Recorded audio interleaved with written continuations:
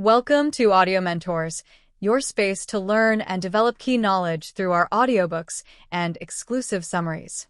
On this occasion, we present an in-depth summary of the book Fundamentos de Economia, Fundamentals of Economics, where we will explore the essential principles that govern the economic world and how they affect both individuals and societies.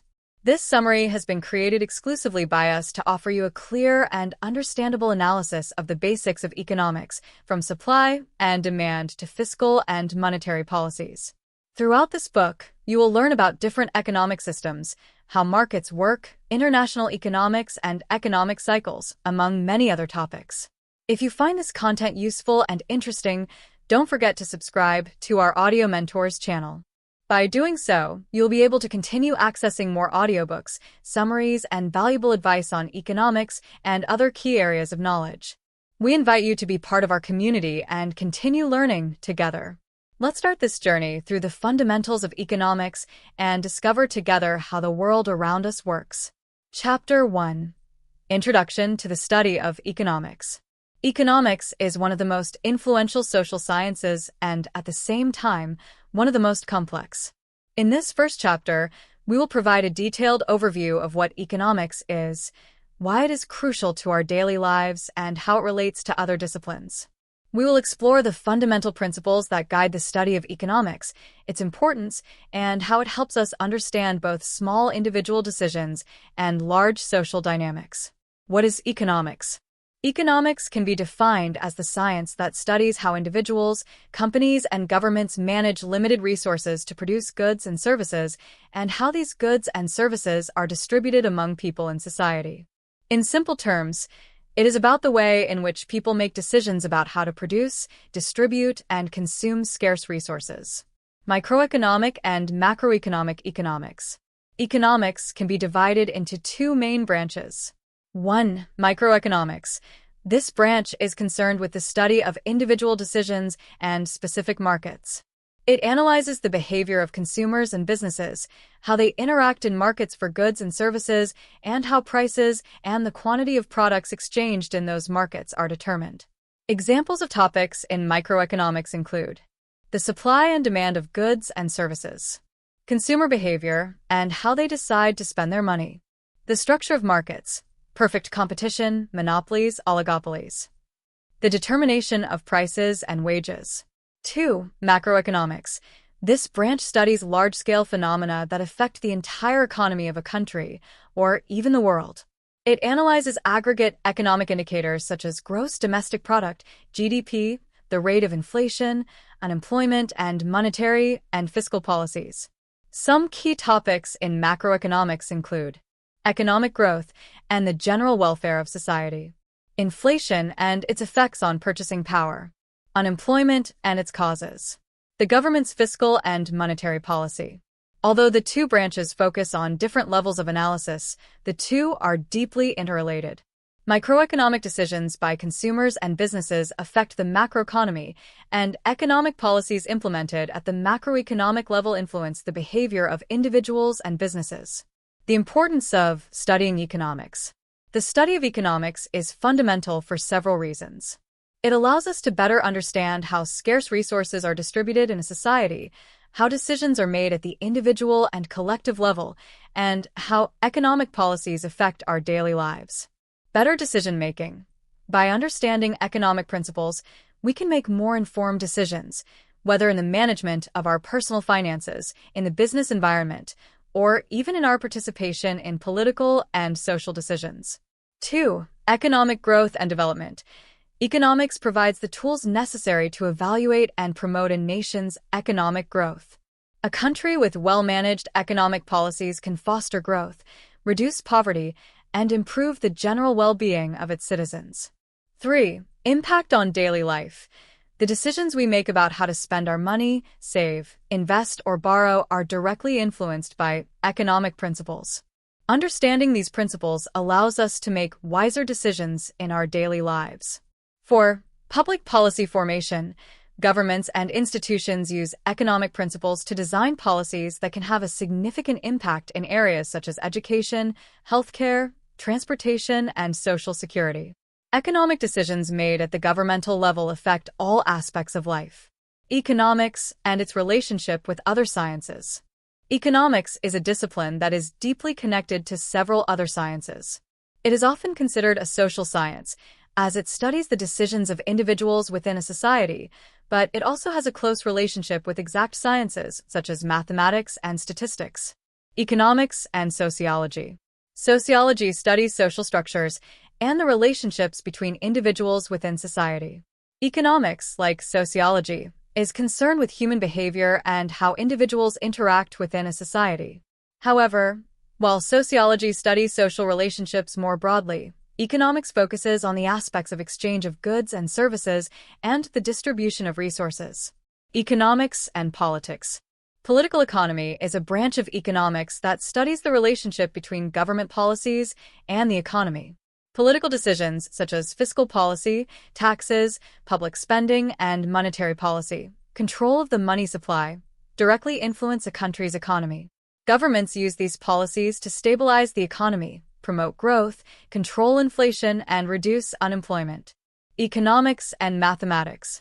Mathematics plays a fundamental role in modern economics. Mathematical models are used to analyze data and make predictions about economic behavior. Statistics, in particular, are essential for the analysis of economic data, such as GDP, inflation, and unemployment. Mathematics allows economists to build models that help predict how economic policies will affect the economy as a whole. Economics and psychology. Economic psychology studies how psychological factors influence economic decisions. Irrational behaviors, such as the tendency to spend more than we can afford or loss aversion, play an important role in consumption, savings, and investment decisions. Behavioral economists explore how human biases and emotions affect economic choices.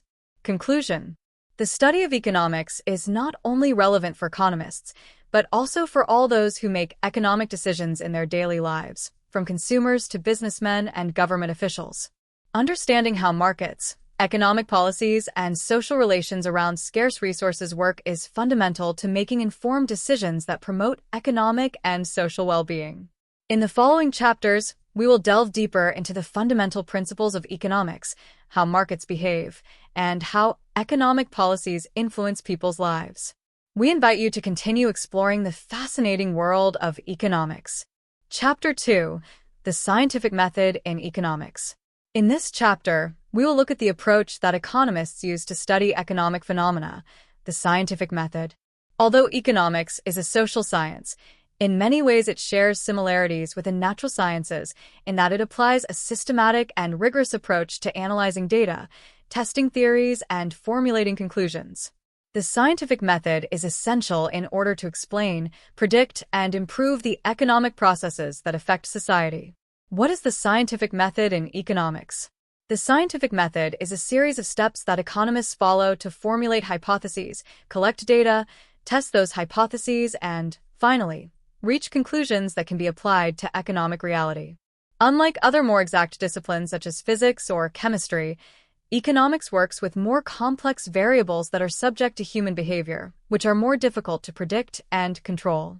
Steps of the scientific method in economics. 1.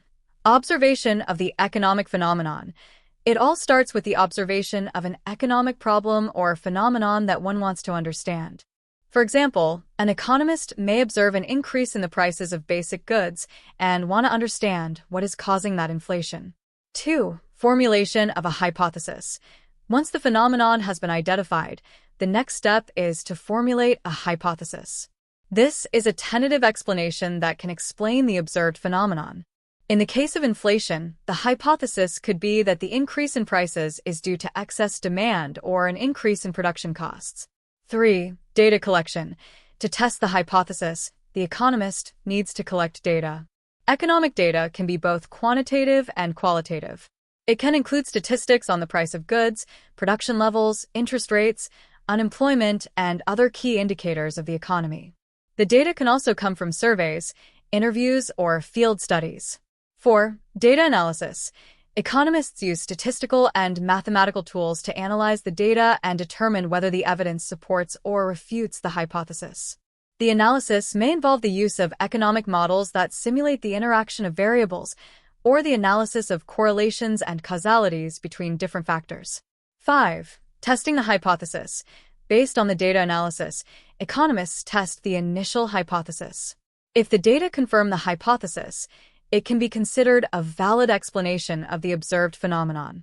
If the data do not match the hypothesis, economists must adjust their model or test a new hypothesis. 6. Formulation of conclusions. After testing the hypothesis, conclusions are drawn. These conclusions not only explain the phenomenon in question, but can also suggest policies or solutions to improve the observed situation. For example, if the price increase is due to excessive demand, policies could focus on reducing demand through fiscal or monetary adjustments. 7. Review and repeat. The scientific method is a continuous and dynamic process.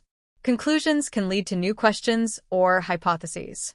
In addition, the results must be verifiable by other economists and must be able to be replicated with different data or in different contexts.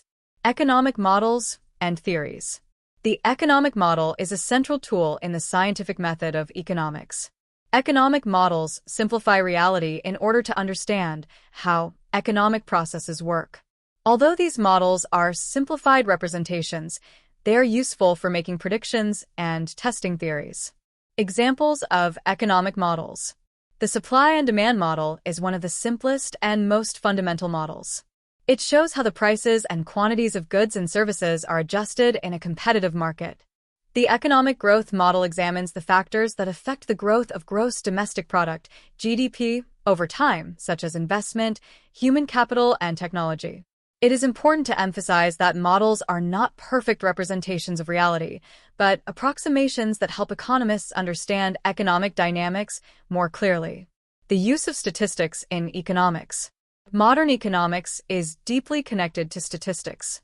Economists use statistical tools to analyze large volumes of data, detect patterns, and test the validity of their hypotheses. Common statistical tools in economics. Linear regression, used to study the relationship between two or more variables, such as the relationship between the level of investment and economic growth. Correlation helps to measure the strength and direction of the relationship between two variables, such as the impact of the interest rate on inflation. Time series, the analysis of data over time, such as the evolution of prices, unemployment, or GDP, is crucial to predict future trends and evaluate the impact of economic policies. Importance of economic theory. Economic theory provides the fundamental bases and principles for the analysis of economic phenomena. Economists develop theories that explain how markets work, how consumers make decisions, and how government policies can affect the economy. These theories guide both economists and policymakers when making decisions about the economic future. Some key theories include classical market theory, based on the idea that markets are self-regulating and that government intervention should be minimal. Keynesian theory proposes that the government should actively intervene to regulate the economy, especially during recessions. Modern theories such as game theory and behavioral economics, which explore decision-making and human behavior within the economic context. Limitations of the scientific method in economics. Although the scientific method has proven effective in many aspects of economics, economics also faces limitations that make it different from the exact sciences. The inherent uncertainty of human behavior and the unpredictability of global markets are factors that can cause models and theories to not always conform to reality. In addition, external variables, such as political changes or natural disasters, can drastically alter economic conditions. Conclusion. The scientific method is a fundamental tool in economics as it allows economists to understand how markets and economies work through a systematic, empirical, and quantitative approach.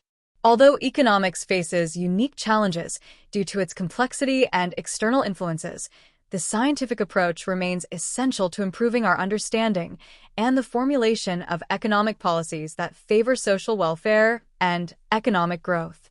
In the next chapter, The Fundamental Principles of Economics, we will explore the basic concepts that govern economic behavior, such as scarcity, choice, and resource allocation. Chapter 3. The Fundamental Principles of Economics. In this chapter, We will explore the basic principles that govern economic behavior, fundamental concepts that help us understand how economies function at both the microeconomic and macroeconomic levels. These principles are based on scarcity, choice, and resource allocation, three key ideas that are at the heart of economic theory. 1. Scarcity. Scarcity is the fundamental economic concept that points out that resources are limited, but human needs are unlimited. This means that we cannot have everything we want, which leads to the need to make decisions about how to use those limited resources in the most efficient way. What causes scarcity? Scarcity arises for two main reasons. Limited resources. Natural resources, labor, capital, and other inputs are finite. We cannot produce unlimited amounts without having to face the limits of these resources. Unlimited desires. Humans are always looking to satisfy new needs, which creates a constant tension between what is desired and what is possible to obtain. 2. Choice. Given that scarcity exists, individuals, companies, and governments must make decisions about how to allocate resources most efficiently. Choice is the act of selecting one option from several alternatives, given the limitations of time, money, and other resources. How does scarcity influence choice? Economic decisions are conditioned by the scarcity of resources. Individuals must choose between different ways of using their money, time, or energy. For example, if you have a limited budget, you will have to decide between spending your money on consumer goods, saving, or investing in education. Each choice has associated costs, which leads to the following principle: opportunity cost. 3. Opportunity cost. Opportunity cost is one of the most important principles of economics. This concept refers to the value of the best alternative not chosen when we make a decision. In other words, opportunity cost is what is given up when making an economic decision. Example of opportunity cost. Imagine you decide to use $100 to buy a new pair of shoes instead of investing it in shares of a company. The opportunity cost of buying the shoes is the profit you would have made if you had invested that money in shares. The concept of opportunity cost reminds us that every decision has a price, even if it is not always explicit or visible. 4. Resource allocation. Given that resources are limited, the economy must find ways of allocating them as efficiently as possible. Resource allocation refers to how scarce resources are distributed to produce goods and services, taking into account the preferences of society and the needs of the market. Allocation mechanisms. There are different ways of allocating resources in an economy, and these are the main ones. The market. In a market economy, prices are the key mechanism for allocating resources. When the price of a good rises, more producers are willing to offer it, and consumers are willing to reduce their demand. This price mechanism helps to balance supply and demand. The government. In more centralized economies, the government can intervene directly to allocate resources through economic plans or public policies. This happens in socialist economies or in situations of state intervention in key markets. Cooperation. Companies and individuals also allocate resources within their own organizations, based on strategic decisions about which projects to invest in or which markets to approach. 5. The law of supply and demand. One of the fundamental principles of economics is the law of supply and demand. This law explains how the prices of goods and services are adjusted according to the available quantity of those products and consumer demand. In the market, prices are the result of the interaction between supply, which is the quantity of a good that producers are willing to sell, and demand, which is the quantity of that good that consumers are willing to buy. How supply and demand work. If supply exceeds demand, prices tend to fall. Producers with excess product can reduce prices to encourage consumers to buy more. If demand exceeds supply, prices tend to rise. Consumers are willing to pay more for the product because it is scarce. This principle is fundamental to understanding how markets for goods and services adjust prices to balance the quantity supplied with the quantity demanded. 6. Productivity. Productivity refers to the quantity of goods and services produced by each unit of a resource, such as labor or capital. Improving productivity is a key way to increase economic output without necessarily increasing the amount of resources employed. Factors influencing productivity. Technology. Technological innovation can increase productivity by allowing more goods to be produced with less effort. Education and training. A higher level of education and skills in the workforce can also increase productivity. Investment in infrastructure.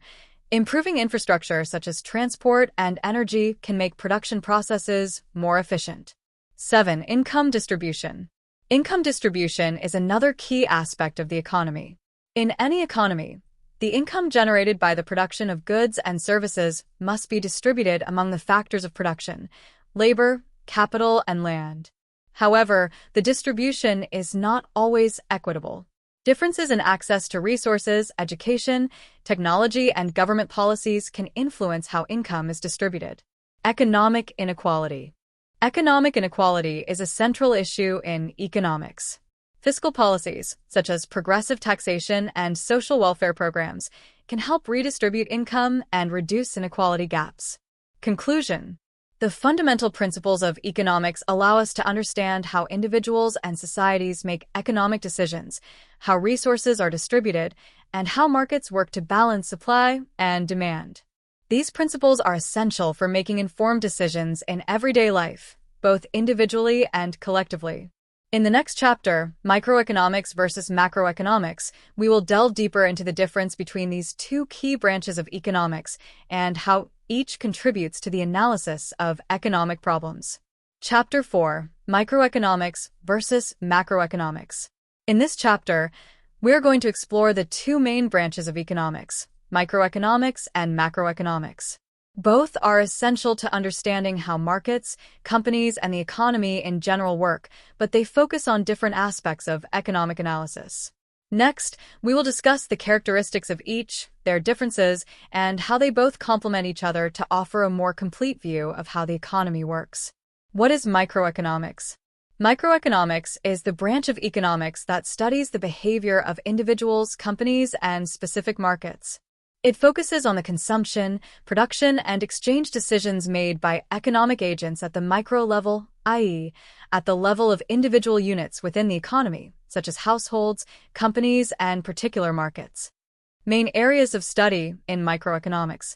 1. Supply and demand. Microeconomics examines how the prices and quantities of goods and services are determined in specific markets.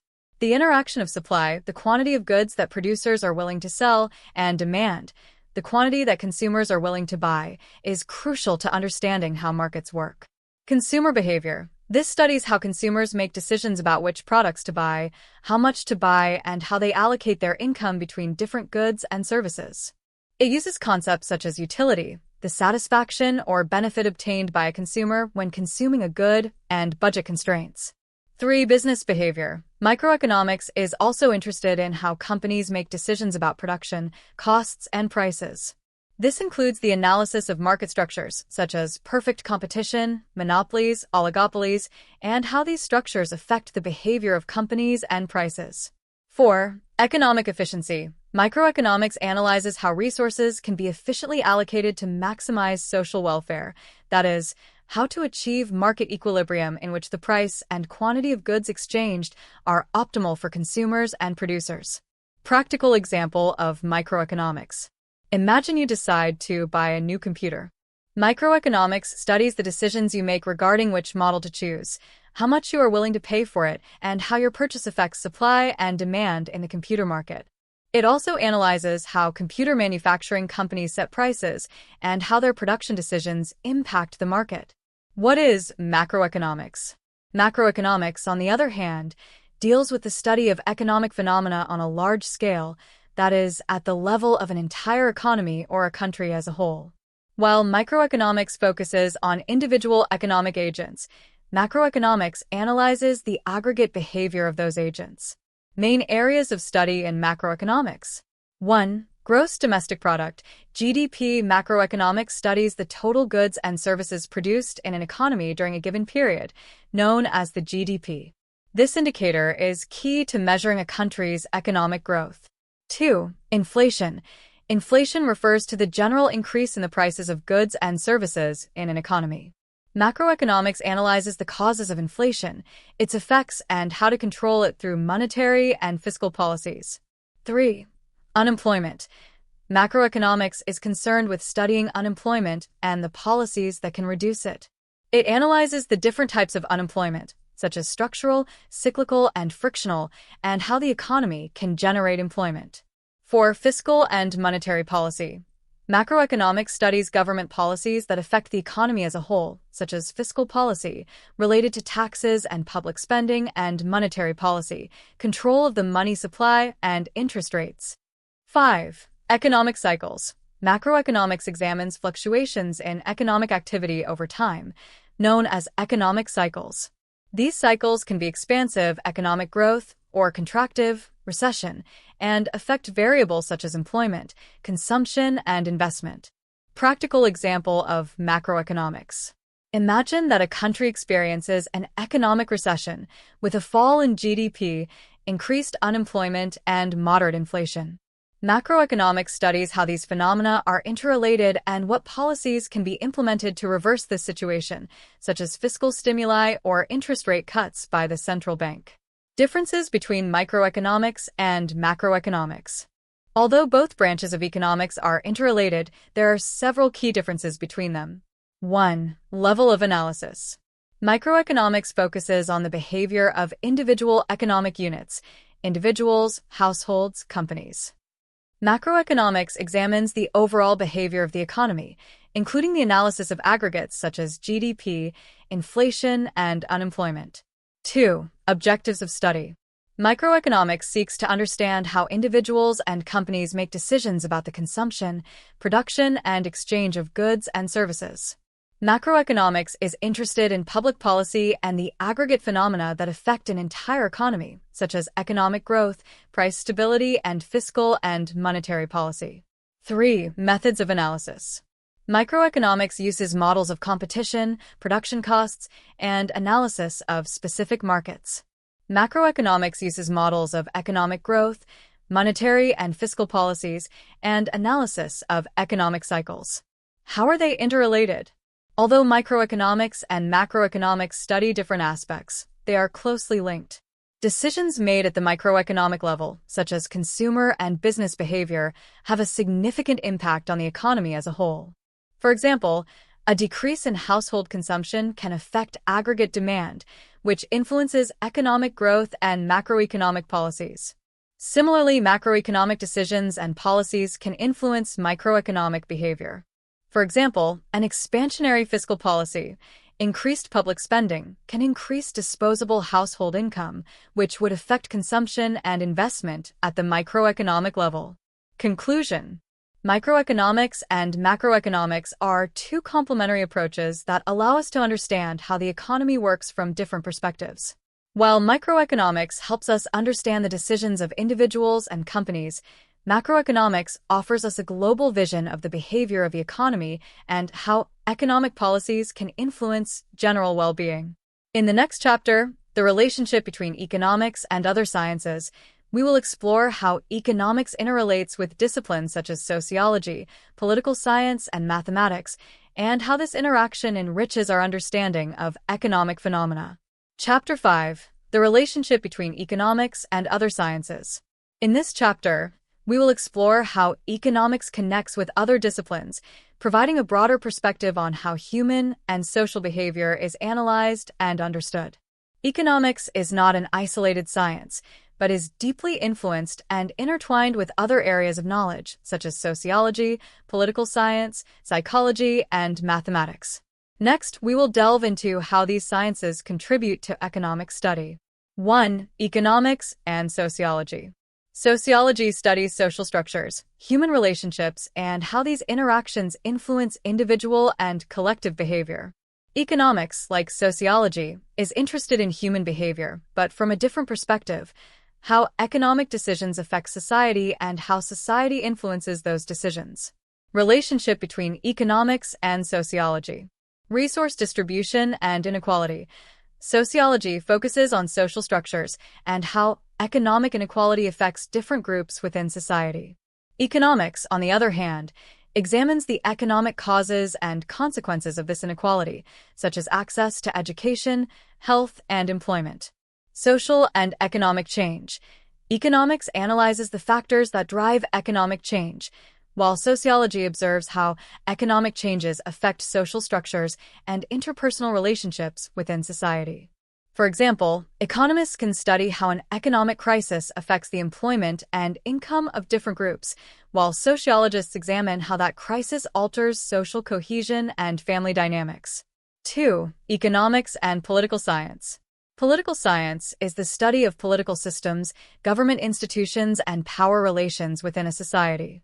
Economics and political science are interrelated because public policies have a major impact on countries' economic systems, and economic conditions influence political behavior. Relationship between economics and political science.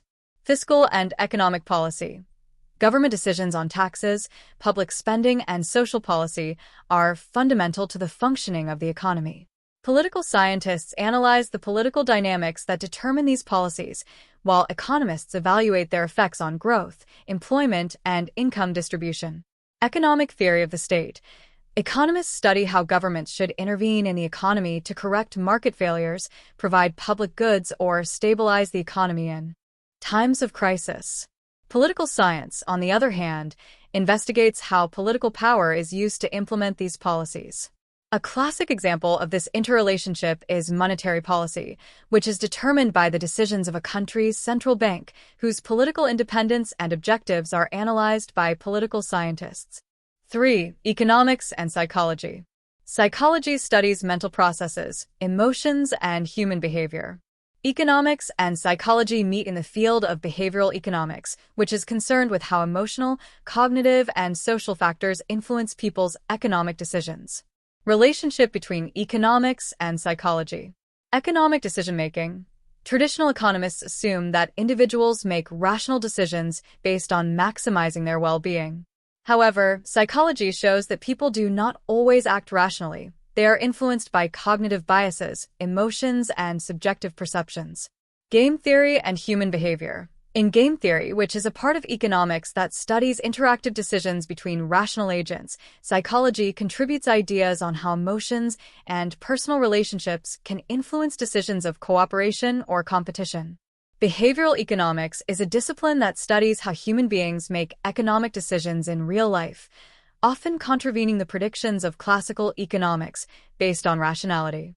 Concepts such as loss aversion or temporal hyperbolicity, making short-term impulsive decisions at the expense of long-term benefits, are examples of how psychology affects economics. 4. Economics and mathematics. Mathematics provides the language and tools needed to model and analyze economic phenomena. Economists use mathematics to theoretically represent economic interactions and to make predictions based on quantitative data. Relationship between economics and mathematics. Economic models. Mathematical models are powerful tools for understanding the relationships between different economic variables, such as supply and demand, economic growth, and market fluctuations. These models help economists make predictions and design policies that affect the economy efficiently. Statistics and data analysis. Statistics is a branch of mathematics that is widely used in economics to analyze large volumes of data, conduct surveys, calculate probabilities, and estimate future trends in markets and the economy in general.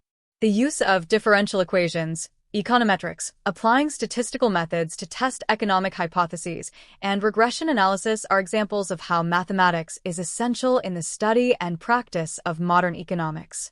5. Economics and geography. Economic geography studies the geographical distribution of resources and the production and consumption of goods. It examines how the location of natural resources and infrastructure affects the economic activities of different regions. Relationship between economics and geography. Distribution of natural resources. The global economy is profoundly influenced by the unequal distribution of natural resources. Geography helps us understand how certain countries or regions have comparative advantages in the production of certain goods due to the availability of resources such as oil, water, or arable land. Urban and rural economics. The study of urban and rural economics explores how a region's location and infrastructure affect its economic development, trade, and investment. Conclusion. Economics is not an isolated discipline. It is deeply connected to other social, exact, and human sciences, which enriches economic analysis and provides a more complete framework for understanding the phenomena that affect both individual decisions and global social and economic processes. By integrating concepts from sociology, political science, psychology, and mathematics, economists can formulate more effective policies and strategies that address the needs of society in a comprehensive manner. In the next chapter, Economic Systems, Capitalism, Socialism, and Mixed, we will explore the different forms of economic organization that exist in the world and how each affects the distribution of resources and social welfare. Chapter 6, Economic Systems, Capitalism, Socialism, and Mixed. In this chapter, we will explore the different types of economic systems that exist in the world: capitalism, socialism, and mixed economic systems. Each of these systems has a unique structure for organizing the production, distribution, and consumption of goods and services, and each has advantages and disadvantages. We will see how these systems are applied in practice and how they affect the global economy. 1. Capitalism. Capitalism is an economic system in which the means of production, such as land, factories, and technology, are privately owned and operated for profit. Markets, where goods and services are bought and sold, are the main mechanisms for allocating resources in a capitalist system. Characteristics of capitalism. Private property. Individuals and companies have the right to own goods and production resources, such as land, factories, and machinery. Free markets.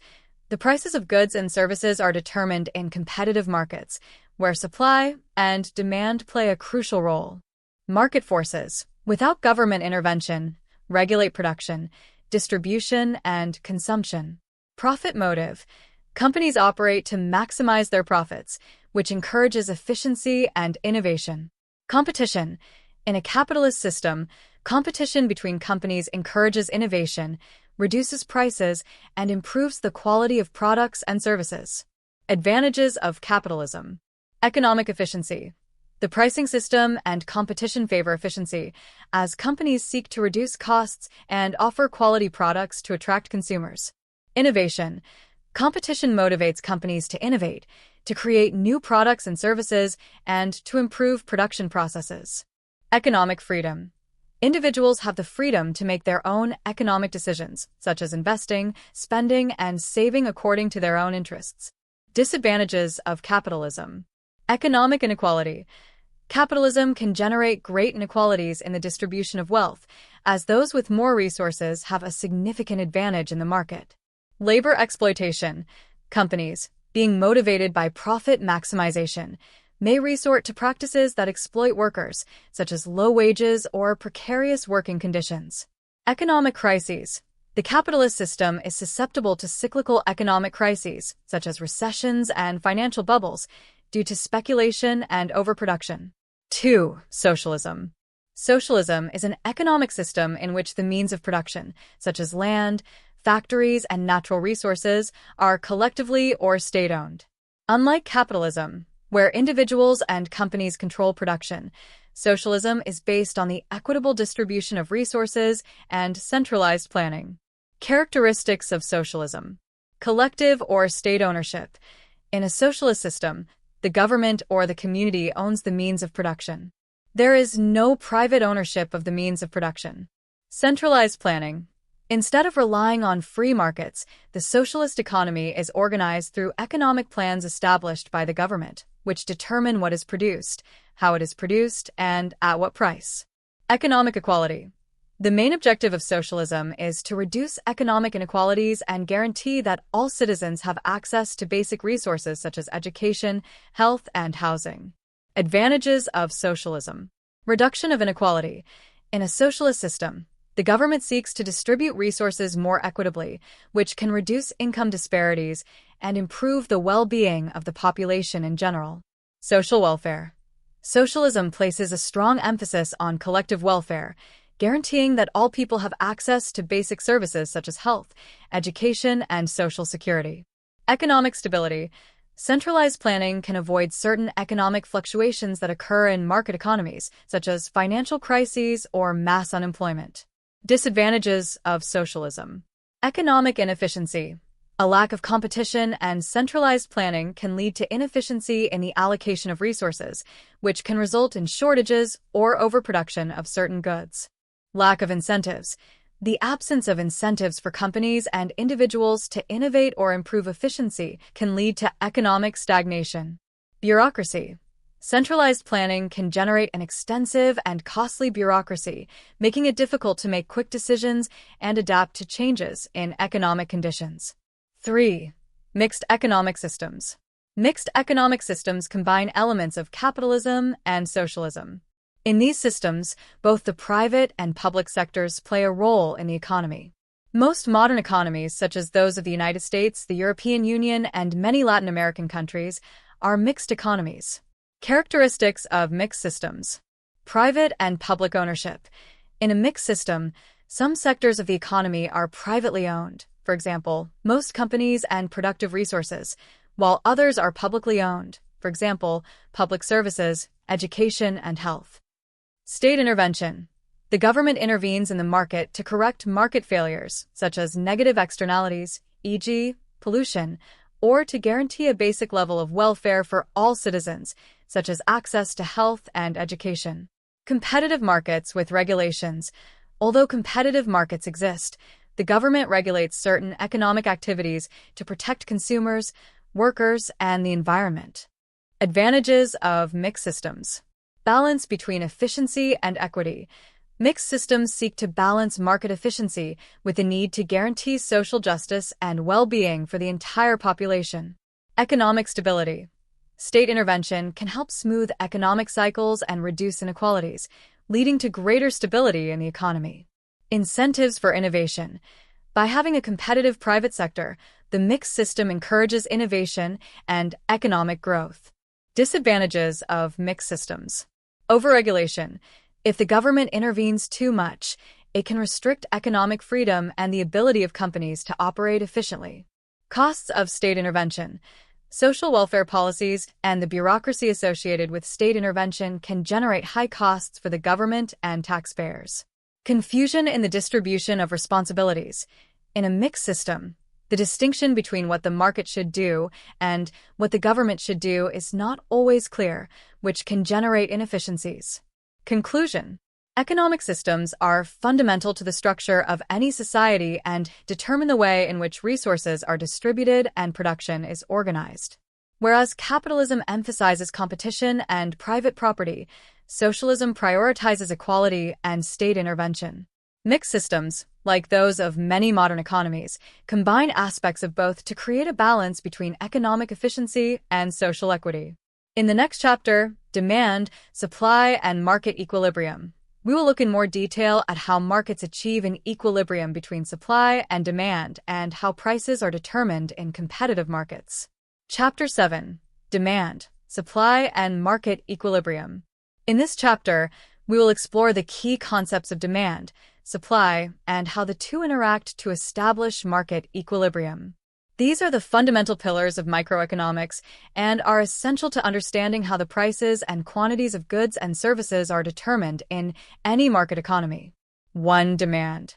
Demand refers to the quantity of a good or service that consumers are willing to buy at different price levels over a given period of time.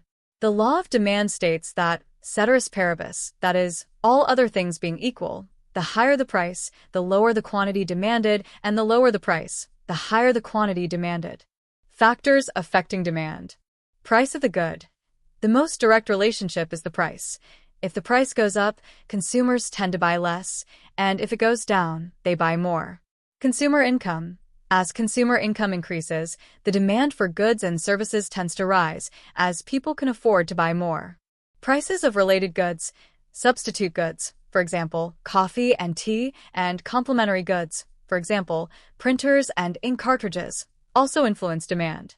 If the price of a substitute good falls, demand for the original good may decrease. Preferences and tastes. Changes in consumer tastes and preferences can increase or decrease the demand for certain products. Future expectations. If consumers expect prices to rise in the future, they may increase their demand now. Conversely, if they expect them to fall, they may wait to buy later. Demand curve. The demand curve is a graphical representation of the relationship between the price of a good and the quantity demanded.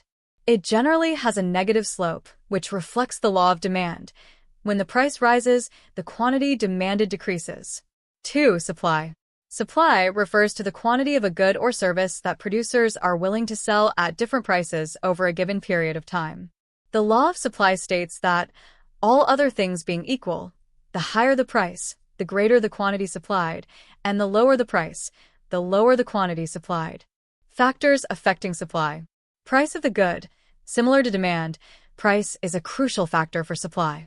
When the price goes up, producers are more willing to produce more, as they can make more profit. Production costs. If production costs such as labor, raw materials, or technology costs go up, producers may reduce the quantity supplied, as profits are diminished. Technology. Technological progress can improve production efficiency and increase the supply of goods and services. Future expectations. If producers expect prices to rise in the future, they may decide to reduce supply in the present and wait to sell at a higher price. Supply curve. The supply curve shows the relationship between the price of a good and the quantity that producers are willing to sell. This curve generally has a positive slope, which reflects the law of supply. When the price increases, the quantity supplied increases. 3. Market equilibrium. Market equilibrium is reached when the quantity of a good or service that consumers wish to buy, demand, is equal to the quantity that producers wish to sell, supply. At this point, there is neither a shortage nor a surplus of goods, and the equilibrium price is established. Equilibrium price. The equilibrium price is the price at which the quantity demanded by consumers is equal to the quantity supplied by producers. In other words, it is the price that equals supply and demand. At this price, there is no incentive for consumers to pay more or for producers to offer less. Equilibrium quantity. The equilibrium quantity is the quantity of a good or service that is exchanged in the market when the balance of supply and demand is reached. It is the quantity that is sold at the equilibrium price. Market imbalances. Excess supply. If the price is above the equilibrium price, the quantity supplied exceeds the quantity demanded. This generates an excess supply or surplus, which leads producers to reduce the price in order to sell their product. Excess demand.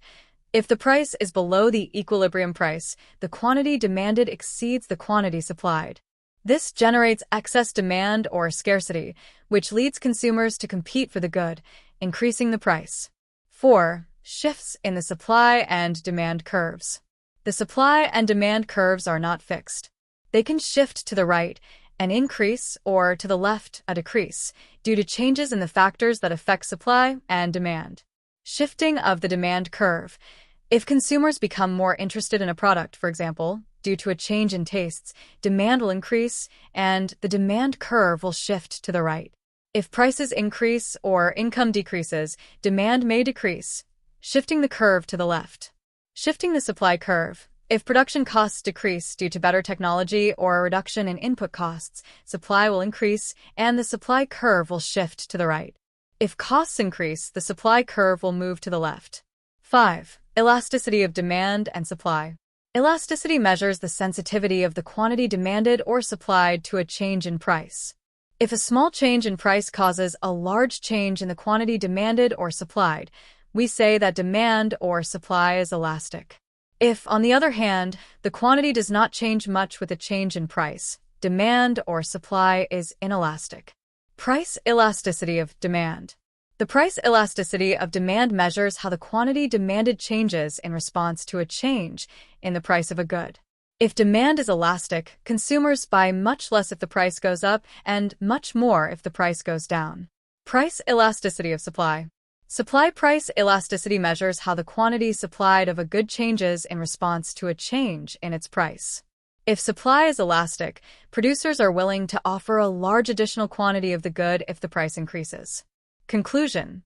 Market equilibrium is the point where supply and demand are equal and the price and quantity of a good are stabilized. However, markets are constantly changing, and shifts in the supply and demand curves, as well as changes in elasticity, can affect this equilibrium. Understanding these concepts is fundamental to interpreting how markets work and how prices are determined in the economy.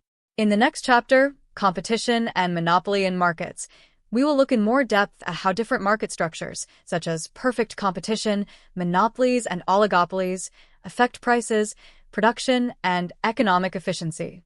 Chapter 8: Competition and Monopoly in Markets. In this chapter, we will explore the key concepts of demand, supply, and how the two interact to establish market equilibrium. These are the fundamental pillars of microeconomics and are essential to understanding how the prices and quantities of goods and services are determined in any market economy. 1. Perfect competition. Perfect competition is an idealized market structure in which there are many companies producing homogeneous, identical, goods, and consumers have all the information available to make decisions. In this type of market, no company has the power to influence the price, and all products are perfectly substitutable. Characteristics of perfect competition. Many companies and consumers. In a perfectly competitive market, there are a large number of companies producing similar products and a high number of consumers. Homogeneous goods. The products offered by all companies are the same, which means that there is no differentiation in terms of quality or characteristics. Free entry and exit. Companies can enter or leave the market without barriers, which means that there are no significant entry costs. Perfect information. Consumers and companies have access to all the information about products and prices in the market, which allows them to make informed decisions. Market-determined prices. Firms are price takers. They have no power to set the price of their products, as the price is set by market supply and demand. Efficiency in perfect competition. Productive efficiency. Firms operate at the minimum long-run average cost, which means that they cannot reduce costs beyond that point without sacrificing quality. Allocative efficiency. Resources in a perfectly competitive economy are allocated efficiently, which means that goods are produced according to consumer preferences and no resources are wasted. Although perfect competition is a useful model for understanding markets, in practice it is very rare, as most markets do not meet all these conditions. 2. Monopoly. A monopoly is the opposite of perfect competition.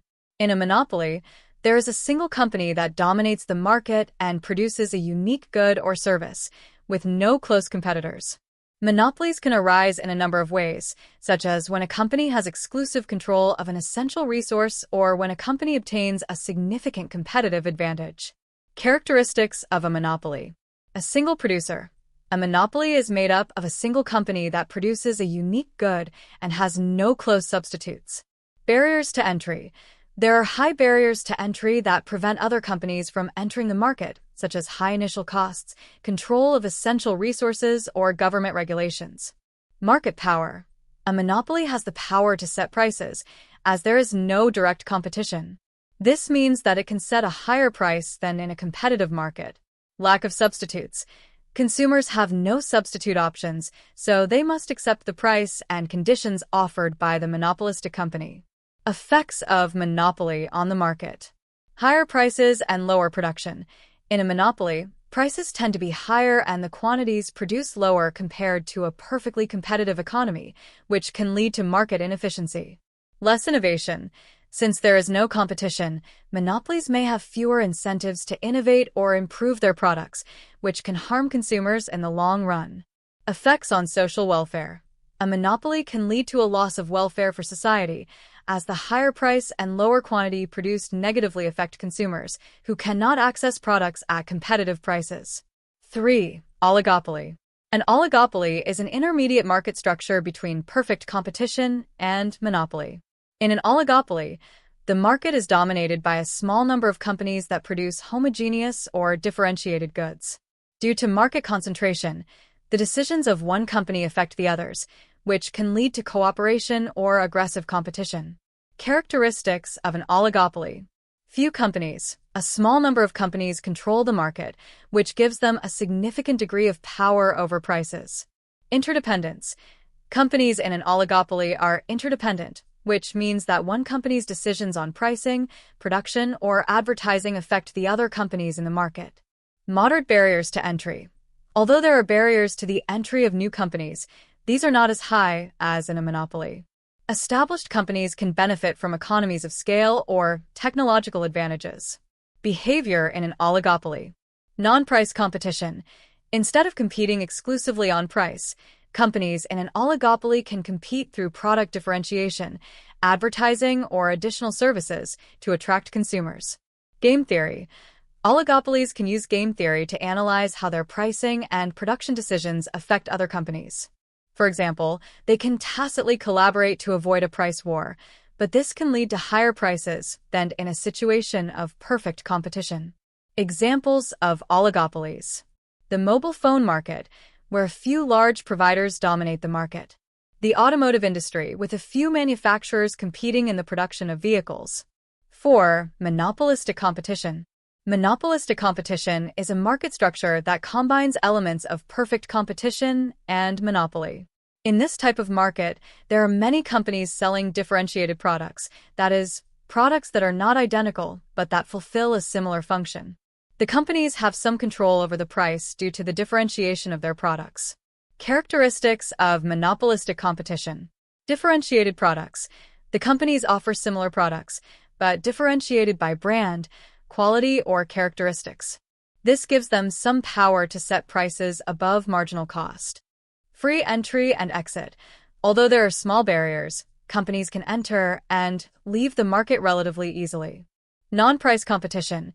Given that the products are not homogeneous, companies compete mainly through differentiation, better quality, more features, advertising, etc. Example of monopolistic competition. The restaurant market, where many companies sell food, but each one offers something unique, a style of cuisine, atmosphere, etc., allowing them to set slightly different prices. Conclusion. Different market structures have significant impacts on how prices, production, and competition are set in an economy. While capitalism tends to favor competition, monopoly can lead to inefficiencies and high prices. Oligopolies and monopolistic competition represent more complex interactions, where companies have more control over the market, but must also take into account the decisions of their competitors. In the next chapter, the labor market and the determination of wages, we will delve deeper into how the labor market works, how wages are determined, and what factors influence the supply and demand for labor. Chapter 9. The labor market and the determination of wages. In this chapter, we will explore how the labor market, a key component of the economy that determines the supply and demand for labor, works and how wages are determined in this context. The labor market is fundamental to understanding how the decisions of workers, businesses, and governments interact to influence individual incomes and overall economic productivity. 1. Labor supply and demand. The labor market, like other markets, operates according to the principles of supply and demand. In this case, the labor supply is provided by individuals who want to work, and the demand for labor comes from companies that need employees to produce goods and services. Labor supply. The labor supply refers to the amount of available labor that individuals are willing to offer based on market conditions, such as wages and working conditions. Factors affecting labor supply include wages. As wages increase, more people are willing to work, increasing the labor supply. Personal preferences. People make decisions based on their personal preferences, such as the desire to balance work with personal life, which can affect their participation in the labor market. Education and training. The educational level and training of workers also influence labor supply. The higher the level of education, the more qualified workers will be for certain jobs. Government policies. Factors such as leave, maternity, paternity, etc. Taxes and employment subsidies can encourage or discourage participation in the labor market. Labor demand. Labor demand refers to the amount of labor that companies are willing to hire based on market conditions. Factors affecting labor demand include wages. Employers demand more labor as wages fall, as they can hire more workers for the same cost. However, if wages are too high, labor demand may decrease. Economic conditions. When the economy is growing, companies tend to need more workers to meet the increased demand for goods and services. In times of recession, companies may reduce their demand for labor. Technology. Automation and technological advances can affect the demand for labor by reducing the need for human workers in certain sectors, while increasing demand in others, such as information technology. Marginal productivity. Companies hire workers up to the point where the marginal product of labor, the value added by each additional worker is greater than the cost of that worker. If wages exceed this value, the demand for labor decreases. 2. The determination of wages. Wages are the price of labor, that is, the amount that employers pay workers for their time and effort. Wages are determined by the interaction between the supply of and demand for labor, as well as by additional factors such as human capital, productivity, and labor negotiations. The equilibrium wage.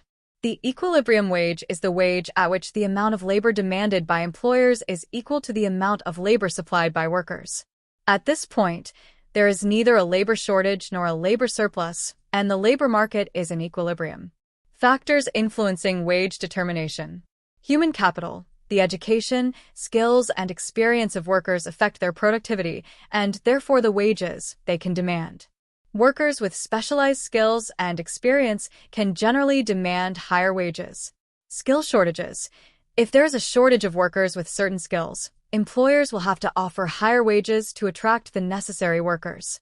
This can occur in industries with high demand for technical or professional skills. Collective bargaining. Unions and collective bargaining play an important role in determining wages in certain industries. Unions negotiate better pay and working conditions for their members, which can raise wages in certain sectors. Working conditions. Wages can also be influenced by working conditions. If a job has difficult or dangerous conditions, employers may have to offer higher wages to attract the necessary workers. 3. Wage inequality. Wage inequality refers to the differences in wages received by workers in different sectors or roles within the economy. Wage inequality can result from several factors, such as differences in education and skills. Workers with higher levels of education and technical skills tend to receive higher salaries than those with less education or skills. Discrimination. In some cases, wage inequality can be caused by discrimination based on gender, race, age, or other factors unrelated to productivity. Inequality of opportunity. In certain regions or sectors, workers may have less access to well-paid job opportunities, which contributes to the wage disparity. 4. Unemployment. Unemployment is the situation in which there are people willing to work but unable to find employment.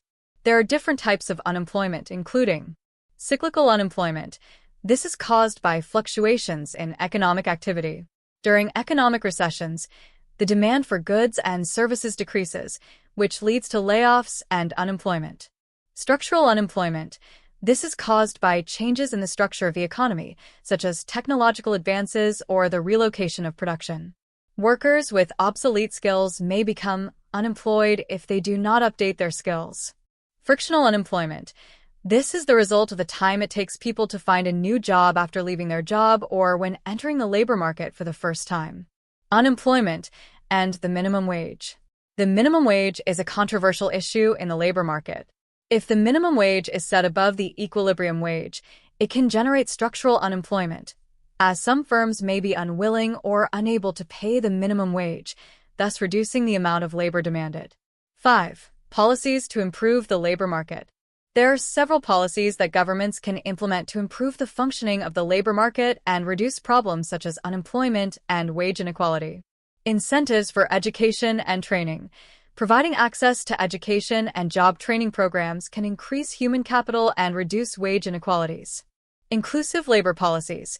Implementing policies that promote equal opportunities in the labor market and combat discrimination can reduce wage inequality and foster a fairer labor market.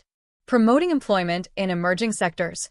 Governments can incentivize employment in sectors that are experiencing rapid growth, such as emerging technologies or renewable energy.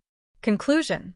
The labor market is an essential component of the economy as it determines wages and the distribution of income among workers. The supply and demand for labor, along with factors such as human capital, labor negotiations, and public policies, influence how wages are determined and how income is distributed in an economy. Understanding how the labor market works and the factors that affect wage determination is essential to designing policies that promote employment and reduce economic inequality. In the next chapter, Income Distribution, we will explore how income is distributed in an economy and what factors affect this distribution. Chapter 10. Income Distribution. In this chapter, we will explore how income is distributed within an economy and what factors influence this distribution. The distribution of income is a crucial issue because it is related to equity and economic justice. Differences in income distribution have a significant impact on people's well-being and on social cohesion. We're going to analyze the mechanisms that determine how resources are distributed in an economy, the causes of inequality, and the policies that can influence income distribution. 1. The income distribution process. Income distribution refers to how the income generated by the economy, both labor and capital, is shared among individuals and groups within a society. In a market economy, income is distributed mainly through the factor markets, such as the labor market, the capital market, and the land market. Each factor of production receives remuneration. Labor receives wages and salaries. Capital receives interest and dividends. Land receives rents. A country's national income is distributed among workers, capital owners, entrepreneurs, and the state, and the way in which this distribution is made depends on various economic and social factors. Factors that influence income distribution. 1. Education and skills.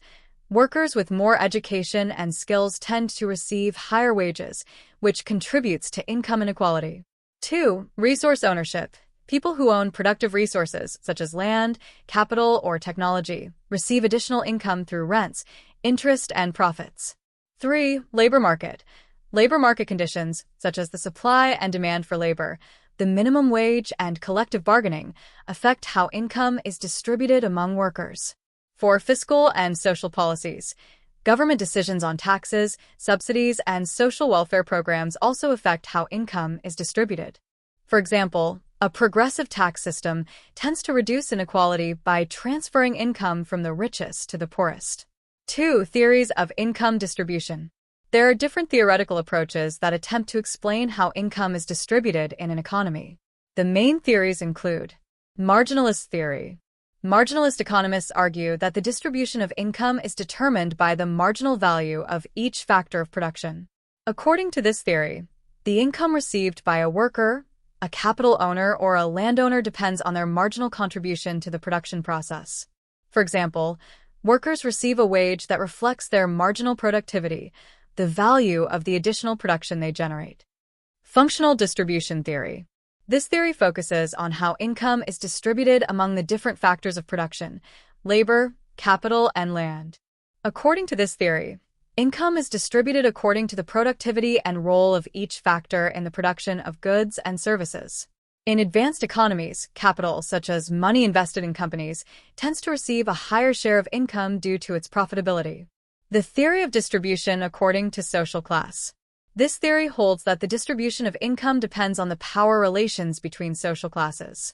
Elites, who control resources and political power, tend to receive a greater share of income, while workers and the lower classes receive a smaller share, which contributes to income inequality. 3. Inequality in income distribution.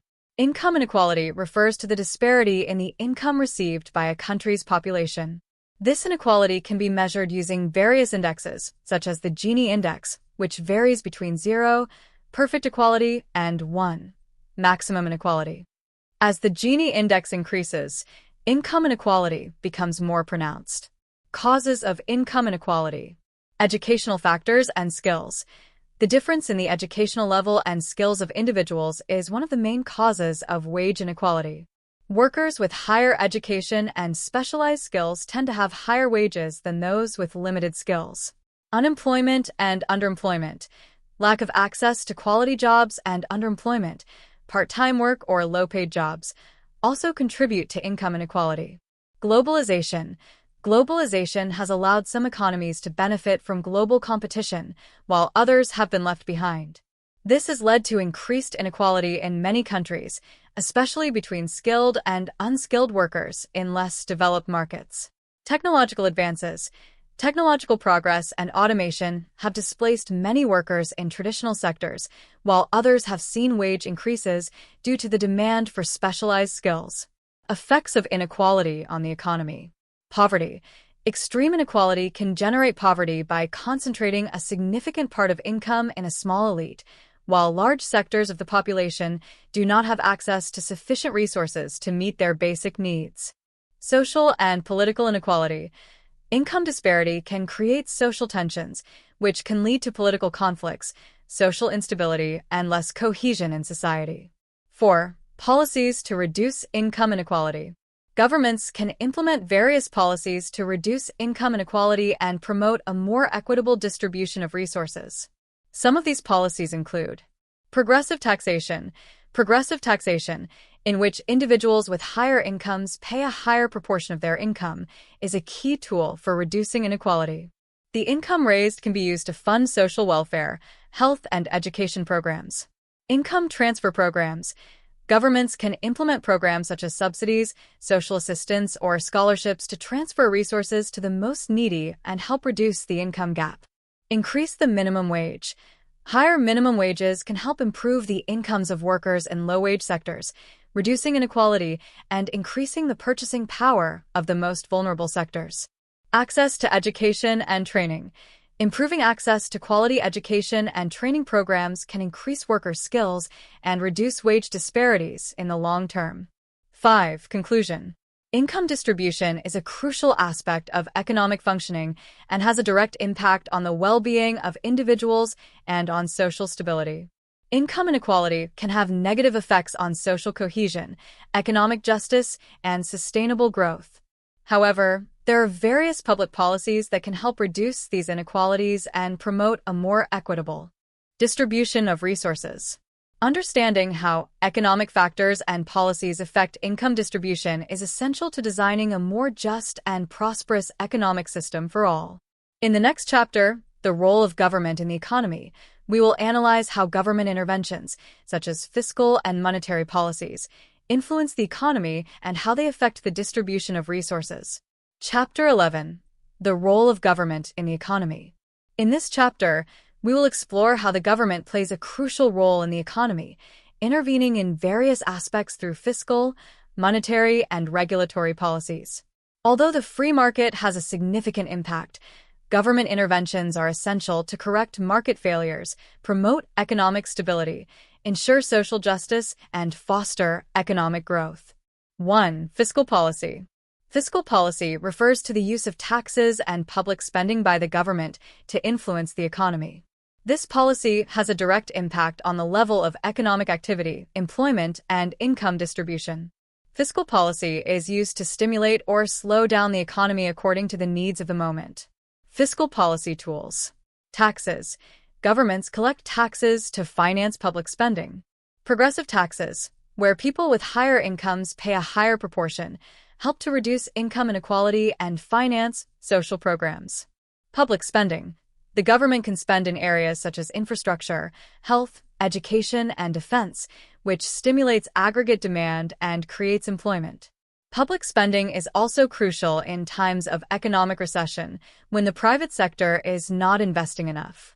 Objectives of fiscal policy. Stabilize the economy. During a recession, the government can increase public spending or reduce taxes to stimulate the economy. In periods of economic expansion, it can do the opposite, reduce spending or increase taxes to avoid economic overheating and control inflation. Redistributing wealth. Governments use fiscal policy to correct economic inequalities through social transfers, welfare programs, and subsidies that help the most disadvantaged people. Example of expansionary fiscal policy. In times of economic crisis, the government can implement an expansionary fiscal policy by increasing spending on public works or reducing taxes to stimulate demand and create jobs. 2. Monetary policy. Monetary policy is the set of measures taken by a country's central bank to control the amount of money and the interest rate in the economy. The main objective of monetary policy is to maintain price stability, control inflation, and promote sustainable economic growth. Monetary policy tools. Interest rate. The central bank adjusts the benchmark interest rate, also known as the federal funds rate or monetary policy rate, to influence the cost of credit. If the interest rate goes down, loans become cheaper, which can stimulate consumption and investment. If it goes up, the demand for credit is reduced and inflation is curbed. Open market operations. The central bank buys or sells government bonds on the market to control the amount of money in circulation. When the central bank buys bonds, it increases the amount of money available to the financial system, which can stimulate the economy. Reserve requirements. The central bank can also adjust the reserve requirements for commercial banks, that is, the amount of money that banks must keep as reserves. By reducing these requirements, banks can lend more money, which boosts the economy. Monetary policy objectives. Controlling inflation. One of the main objectives of monetary policy is to keep inflation under control. Increasing the money supply can lead to excessive inflation, so the central bank seeks to balance economic growth without prices rising too much. Promoting employment. An expansionary monetary policy can help reduce unemployment by stimulating economic growth. By reducing interest rates, consumption and investment are encouraged, which generates more jobs. 3. Market regulation. The government also plays an important role in regulating markets to ensure that companies operate fairly, protect the environment, guarantee product safety, and avoid unfair practices that harm consumers. Regulatory policies can address a variety of areas. Competition regulation. Governments implement antitrust laws to prevent companies from dominating the market and harming consumers, such as in the case of monopolies and oligopolies that distort competition. Consumer protection. Regulations in terms of product safety, for example, quality standards and protection against fraud, ensure that consumers are protected from abusive practices and dangerous products. Environmental regulation. Governments also impose regulations that protect the environment, such as laws on gas emissions or waste management, to prevent companies from externalizing their environmental costs to society. 4. Interventions in international trade. The government also plays a key role in the international economy, managing foreign trade and international relations. Through trade agreements, tariffs, and subsidies, governments influence trade with other countries and protect certain strategic sectors of the economy. Tariffs and taxes on imports. To protect national industry, governments can impose tariffs, taxes on imported products, which make foreign products more expensive and favor domestic producers. Export subsidies. Some governments subsidize exports to encourage foreign trade and increase the competitiveness of domestic companies in international markets. 5. The welfare state. In many countries, the government also intervenes to guarantee a basic level of welfare for the population, especially for the most vulnerable. This includes services such as public health, free education, and social assistance programs that improve the quality of life of citizens. Social insurance. Governments offer social security systems, which include pensions and unemployment benefits, to protect citizens in case of illness, accidents, or retirement. Social welfare programs. These programs are designed to help the most needy groups in society, ensuring that they have access to food, housing, medical care, and other basic services. 6. Conclusion. The government plays a crucial role in the economy, as it has the responsibility of regulating markets, implementing fiscal and monetary policies, and protecting social welfare. Through these interventions, the government seeks to correct market failures, promote economic justice, and guarantee stability. However, it is important that these policies are balanced to avoid excessively distorting the economy and to allow markets to function efficiently. In the next chapter, The International Economy, we will look more closely at how national economies interact with each other in global trade, economic openness policies, and the effects of globalization. Chapter 12. The International Economy. In this chapter, we will explore how national economies interact with each other through international trade and global economic policies. The world is increasingly interconnected, which means that economic decisions made in one country can have repercussions on other economies, and vice versa. Understanding how the international economy works is essential to understanding the flows of goods, services, capital, and labor worldwide. 1. International trade, benefits, and theory. International trade refers to the exchange of goods and services between countries. Through trade, countries can access products that they do not produce efficiently themselves, benefiting from specialization and comparative advantage. Comparative advantage. The theory of comparative advantage, proposed by David Ricardo, states that even if one country is less efficient at producing all goods than another, it can still benefit from trade if it specializes in the goods it produces relatively more efficiently. This is because specialization allows countries to use their resources more efficiently and trade with other countries to obtain the products they do not produce efficiently. Benefits of international trade. Specialization. Countries can specialize in the production of the goods they produce most efficiently, which increases global production. Access to new markets. International trade allows companies to access larger markets, offering them new sales opportunities. Product diversification. Consumers have access to a greater variety of products and services that are not available locally. Costs of international trade. Inequality. Although trade can benefit countries as a whole, it can cause inequality within countries if certain sectors are favored over others. External dependence. Countries that are overly dependent on imports can be affected by changes in international conditions, such as international prices or tariffs. 2. International trade policies. Governments implement various trade policies to manage their relations with other countries. These policies may aim to protect national industry, encourage exports, or promote free trade. Import tariffs and taxes. Tariffs are taxes applied to imported products in order to make them more expensive and protect national industries. Although tariffs can help local producers, they also increase prices for consumers and can trigger trade wars between countries. Import quotas. Quotas limit the amount of a product that can be imported into a country. Like tariffs, quotas protect local industries, but they can reduce the availability of products in the market and increase prices. Export subsidies. Governments can provide subsidies to exporting companies to make their products more competitive in the international market. This can encourage export growth and increase a country's income, but it can also distort international trade. Trade agreements and economic blocs. Trade agreements are agreements between countries that seek to reduce trade barriers, such as tariffs and quotas, to facilitate trade. Some examples include the North American Free Trade Agreement, NAFTA, and the European Union, EU. These agreements seek to eliminate trade barriers and promote economic cooperation between the signatory countries. 3. Globalization and its impacts. Globalization refers to the increasing interconnection of world economies, driven by trade, investment, and the exchange of technology. Globalization has profoundly transformed the world economy, creating new opportunities and challenges. Benefits of globalization. Increased trade. Globalization facilitates the exchange of goods and services between countries, allowing companies to access new markets. Investment flows. Companies can invest in different countries, which contributes to global economic growth.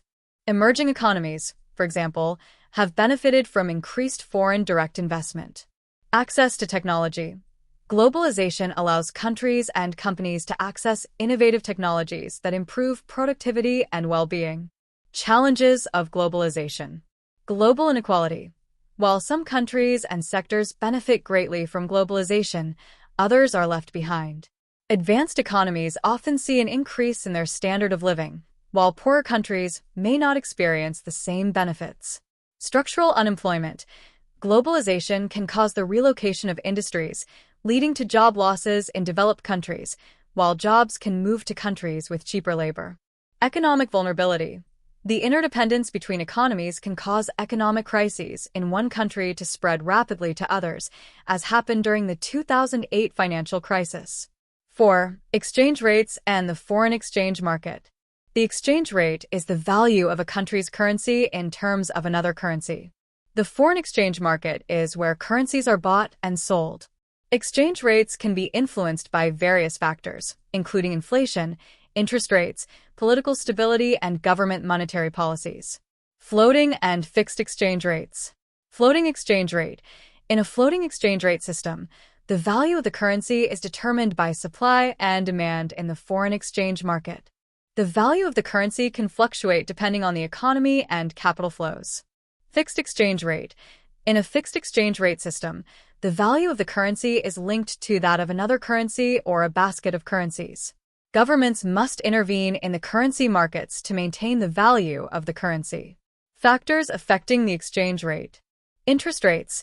Higher interest rates can attract foreign investors, increasing the demand for the currency and raising its value. Monetary policy. Central bank decisions, such as controlling the money supply and interest rates, have a major impact on the value of the currency. Economic expectations.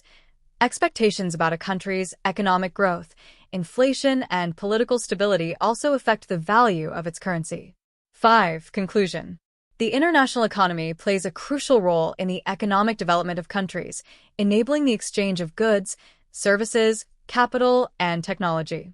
Although globalization has brought enormous benefits, it has also generated challenges in terms of inequality and economic vulnerability. Trade and monetary policies play an essential role in the management of international economic relations and in the protection of national interests. In the next chapter, Inflation, Unemployment, and Economic Cycles, we will look at the macroeconomic phenomena that affect economies around the world and how governments and financial institutions try to mitigate their effects. Chapter 13. Inflation, Unemployment, and Economic Cycles. In this chapter, we're going to look at 3 key macroeconomic phenomena that affect the global economy: inflation, unemployment, and economic cycles. These concepts are fundamental to understanding how economies behave over time and how economic policies can influence economic stability. 1. Inflation. Inflation is the widespread and sustained increase in the prices of goods and services in an economy over a period of time. When prices rise, the purchasing power of money decreases, meaning that consumers need more money to buy the same goods and services. Causes of inflation. Aggregate demand. Inflation can be driven by an increase in the demand for goods and services, known as demand pull inflation. This happens when there is rapid economic growth and demand outstrips the economy's production capacity. Production costs. Inflation can also occur due to an increase in production costs, such as higher input prices, e.g., oil or wages. This is known as cost-push inflation. Inflationary expectations. Expectations that prices will rise in the future can also generate inflation. If consumers and businesses expect prices to rise, they may bring forward purchases or raise prices, creating a cycle of inflation. Consequences of inflation. Reduction of purchasing power. Inflation reduces the purchasing power of consumers, as they have to spend more money to obtain the same goods and services. Erosion of savings. If wages do not increase at the same rate as prices, people's savings lose value over time. Mismatches in the economy. High and volatile inflation can make economic planning difficult, affecting both consumers and businesses. Inflation control. Monetary policy. Central banks, such as the Federal Reserve in the United States or the European Central Bank, use monetary policy to control inflation. This includes adjusting interest rates to curb aggregate demand or to stimulate it if inflation is low. Fiscal policy. Governments can also use fiscal policy, adjustments in public spending and taxes, to influence aggregate demand and, therefore, control inflation. 2. Unemployment. Unemployment is the situation in which people looking for work cannot find it. It is one of the most significant economic problems facing societies, as it not only affects individuals, but can also have negative impacts on the economy in general. Types of unemployment. Cyclical unemployment. This type of unemployment occurs during declines in economic activity or recessions. When the demand for goods and services decreases, companies lay off workers to reduce costs, which generates unemployment. Structural unemployment. This type of unemployment is the result of structural changes in the economy, such as automation, outsourcing of jobs, or relocation. Workers lose their jobs because their skills are no longer required. Frictional unemployment. This is the type of unemployment that occurs when people are temporarily out of work while looking for a new job. It is a natural phenomenon of the labor market. Seasonal unemployment. Some sectors, such as agriculture or tourism, experience fluctuations in the demand for labor due to seasonality. This type of unemployment occurs at specific times of the year. Consequences of unemployment. Loss of income. Unemployment leads to a loss of income for workers, which can lead to problems of poverty and social exclusion. Social inequality. Unemployment can increase social inequalities, as it affects certain groups more, such as young people, people with less education, or workers in certain industries. Impact on the economy. High unemployment reduces consumption, as unemployed workers have less purchasing power. This, in turn, can slow economic growth and increase inequality. Policies to reduce unemployment. Expansionary monetary policy. Reducing interest rates to encourage business investment and private consumption can help reduce cyclical unemployment. Expansive fiscal policy. The government can increase public spending on infrastructure and service projects to create jobs. Training and education programs. To combat structural unemployment, governments can offer job training programs that help workers adapt to changes in the economy. 3. Economic cycles. Economic cycles are recurring fluctuations in a country's economic activity. The cycles consist of expansions, periods of economic growth, followed by recessions, periods of declining economic activity. Phases of the economic cycle. Expansion. This is the phase of the cycle in which the economy grows, employment increases, production rises, and prices may begin to rise. Companies invest more and consumption also grows. Recession. During a recession, the economy contracts. Production decreases, unemployment increases, consumption and investment fall, and prices may drop. Recessions can be caused by various factors, such as falling demand or restrictive monetary policies. Recovery. After a recession, the economy begins to recover as production, employment, and consumption increase. Governments and central banks often take measures to stimulate the economy during this phase. Peak. The peak is the highest point in the business cycle, where the economy reaches its maximum level of activity before falling again. Theories about business cycles. Keynesian theory. According to this theory, economic cycles are caused by fluctuations in aggregate demand. During recessions, governments should intervene by increasing public spending and reducing taxes to stimulate demand and counteract the economic downturn. Monetary theory. According to monetarists, economic cycles are the result of changes in the money supply. Central banks have a key role in managing inflation and economic fluctuations by controlling the amount of money in circulation. Real business cycle theory. This theory holds that economic cycles are caused by technological shocks that affect the productivity of companies, generating fluctuations in economic activity. Consequences of economic cycles. Unemployment and underemployment. During recessions, unemployment tends to increase, while in expansions it is reduced. Inflation and deflation. Cycles also affect inflation, which tends to rise in expansion phases and fall in recessions. Deflation can be a problem in prolonged periods of recession. Policy against economic cycles. Fiscal and monetary policy. Governments and central banks use expansionary policies during recessions, increasing public spending, reducing interest rates, and contractionary policies during periods of expansion, reducing spending, increasing interest rates, to smooth the effects of the cycles. 4. Conclusion. Inflation, unemployment, and economic cycles are key phenomena that economists and economic policymakers must address to ensure economic stability. These phenomena affect both individuals and businesses, and their proper management is essential for overall economic well-being. Understanding how they work and how they interrelate is crucial to designing policies that foster economic growth and social well-being. In the next chapter, Fiscal Policy and its Impact, we will analyze how fiscal policies affect the economy, the government budget, and the distribution of resources, delving deeper into their role within the economic system. Chapter 14. Fiscal Policy and its Impact. In this chapter, we will explore how fiscal policies affect the functioning of the economy, the distribution of resources, and social welfare. Fiscal policy refers to the use of taxes and public spending by the government to influence economic activity.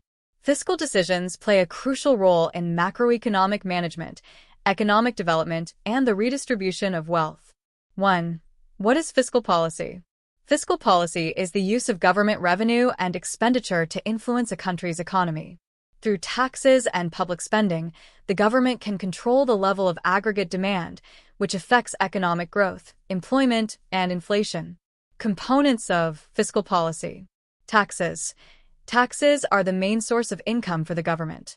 There are several types of taxes, such as income tax, sales tax, corporate tax, among others. Taxes are used to finance public spending, but they also have an impact on the incentives of individuals and companies. Public spending.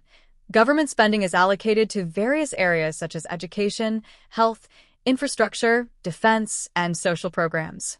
Public spending can be an instrument to stimulate the economy during periods of recession or to balance social disparities. 2. Objectives of fiscal policy. Fiscal policy has several objectives that help maintain economic equilibrium and improve the quality of life of citizens. Stabilization of the economy. One of the main objectives of fiscal policy is to stabilize the economy, reducing cyclical fluctuations. Governments use fiscal policy to smooth out economic cycles, expansion and recession. Expansionary fiscal policy. During a recession or economic slowdown, the government can increase public spending and reduce taxes to stimulate aggregate demand and promote economic growth. Restrictive fiscal policy. During a period of economic expansion or high inflation, the government can reduce public spending or increase taxes to cool the economy and control inflation. Income redistribution. Fiscal policy also plays a fundamental role in the redistribution of wealth. Through progressive taxation and social transfers, the government can reduce economic inequalities and guarantee that the most disadvantaged citizens have access to basic services such as health, education, and pensions. Promotion of social welfare. The government uses public spending to finance social programs that improve the general welfare of the population, such as social security systems, pensions, unemployment benefits, and public health programs. These programs are essential to guarantee a minimum standard of living for citizens. 3. Instruments of fiscal policy. Governments use various tools to implement fiscal policies, including tax changes and increased public spending. Taxes. Direct taxes. These are taxes that are applied directly to the income of individuals or companies, such as income tax or corporate tax. Indirect taxes. These are taxes on the consumption of goods and services, such as VAT or sales tax. Progressive taxes. In these taxes, people with higher incomes pay a higher proportion of their income in taxes. This type of tax helps to reduce economic inequalities. Public spending.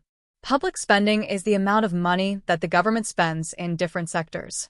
An increase in public spending on infrastructure, education, and health can stimulate the economy, create jobs, and improve social welfare. On the other hand, the government can also cut spending in times of fiscal crisis to balance the budget. Social transfers. Social transfers are direct payments to low-income individuals or groups to ensure that they have access to basic needs. This includes housing subsidies, educational scholarships, and social assistance payments. 4. Effects of fiscal policy on the economy. Fiscal policy has both short and long-term effects on the economy. These effects depend on the nature of the fiscal policy implemented and the economic conditions in which it is applied. Short-term effects. Stimulation of aggregate demand. During a recession, an increase in public spending and tax cuts can increase aggregate demand, the total of goods and services demanded in the economy, which can generate employment and stimulate economic growth. Reduction of unemployment. Increased spending in sectors such as infrastructure or social support can create jobs directly and also encourage job creation in related sectors. Long-term effects. Fiscal sustainability. If public spending exceeds government revenue over a long period of time, it can result in a high fiscal deficit and increased public debt, which could limit the government's options in the future. Economic incentives. Tax cuts, especially on business capital or high incomes, can encourage investment and saving, which can contribute to long-term economic growth. Challenges of fiscal policy. Public debt. One of the main concerns in fiscal policy is the level of public debt. Excessive spending and an accumulation of debt can jeopardize the country's fiscal stability. Inflation. If public spending is excessive and not backed up by economic production, it can generate inflationary pressures. Increased demand without an increase in the supply of goods and services can cause prices to rise. 5. Fiscal deficit and public debt. A fiscal deficit occurs when government revenues are not sufficient to cover its expenses. This forces the government to borrow to finance the deficit, which generates an increase in public debt. Impacts of a high fiscal deficit. Debt burden. As public debt grows, the government must allocate a greater part of its income to paying interest on the debt, which reduces its capacity to finance other needs. Economic credibility. A high and sustained fiscal deficit can diminish investor confidence in a country's economy, which can increase interest rates and decrease investments. 6. Conclusion. Fiscal policy is a powerful instrument for the government, as it has the capacity to influence economic growth, social welfare, and income distribution. Through the regulation of taxes and public spending, the government can act to stabilize the economy, reduce inequalities, and promote development. However, fiscal policy also faces challenges such as managing the fiscal deficit and public debt, which require careful balancing to ensure a healthy and sustainable economy. In the next chapter, Monetary Policy and Inflation Control, we will delve deeper into how the government and central banks use monetary policy to manage the economy, control inflation, and maintain economic stability. Chapter 15, Monetary Policy and Inflation Control. In this chapter, we will take a closer look at monetary policy, its role in the economy, and how it is used to control inflation. Monetary policy is one of the most important tools that central banks have to influence the level of economic activity, the price of money, and financial stability. Its main objective is to maintain price stability and contribute to sustainable economic growth. 1. What is monetary policy? Monetary policy refers to the actions taken by a country's central bank to regulate the amount of money in circulation and the interest rate. Monetary policy directly affects inflation, economic growth, employment, and interest rates. Through monetary policy, the central bank can influence the economy, stimulating demand in times of economic slowdown or controlling inflation when the economy is overheating. Monetary policy tools. Interest rate. The central bank sets the interest rates at which commercial banks can borrow money. When interest rates are raised, credit becomes more expensive, which tends to reduce spending and investment, cooling the economy. When they are lowered, credit becomes cheaper, which stimulates demand and investment. Open market operations. These consist of the purchase or sale of government securities in the financial markets. When the central bank buys bonds, it increases the amount of money in circulation, which has an expansionary effect on the economy. If it sells bonds, it decreases the amount of money in circulation, which can help reduce inflation. Reserve requirements. The central bank can change the amount of money that commercial banks must keep in reserve. If it reduces the reserve requirements, the banks can lend more, which increases the amount of money available in the economy. 2. Inflation control. One of the main goals of monetary policy is to control inflation. Inflation is the widespread and sustained increase in the prices of goods and services in an economy over a period of time. If inflation is too high, it can erode people's purchasing power, create economic uncertainty, and negatively affect economic growth. On the other hand, if inflation is too low or negative deflation, it can lead to an economic recession. Causes of inflation. Excessive aggregate demand. Inflation can occur when aggregate demand, the total quantity of goods and services demanded in the economy, exceeds the economy's production capacity. This type of inflation is called demand pull inflation. Higher production costs. If the costs of inputs, such as oil, wages, or raw materials, increase, companies tend to raise prices to maintain their profit margins. This is cost-push inflation. Inflation expectations. Inflation expectations also play an important role. If consumers and businesses expect prices to rise in the future, they may start spending more today, which can put pressure on prices. How monetary policy fights inflation. Increasing interest rates. One of the main strategies for controlling inflation is to raise interest rates. This reduces the credit available and decreases spending and investment, which helps to cool the economy. Restriction of the money supply. The central bank can reduce the money supply by selling bonds or increasing reserve requirements for banks, which reduces the amount of money in circulation and, therefore, helps to control inflation. 3. The monetary policy dilemma. Despite being a powerful tool, monetary policy faces several challenges. One of the biggest dilemmas is the relationship between inflation and unemployment, known as the Phillips curve. This theory suggests that there is an inverse relationship between inflation and unemployment. When inflation is low, unemployment tends to be high, and when inflation is high, unemployment tends to be low. However, this concept has been questioned in recent years due to stagflation, simultaneously high inflation and high unemployment, a phenomenon that challenges this traditional relationship. Additional challenges of monetary policy. Delayed effects. Monetary policies, such as interest rate adjustments, can take months or even years to have a full effect on the economy. Secondary effects. Policies that seek to reduce inflation, such as raising interest rates, can have unwanted side effects, such as an economic slowdown and an increase in unemployment. International factors. In a globalized world, national monetary policies can be affected by external factors, such as fluctuations in oil prices or the monetary policies of other countries. 4. The central bank and its independence. In many countries, central banks operate independently of the government to ensure that their decisions are not influenced by short-term political interests. This independence is crucial to maintaining the credibility of monetary policies and to avoid pressure from governments to finance fiscal deficits by issuing money. The role of the central bank. Price stability.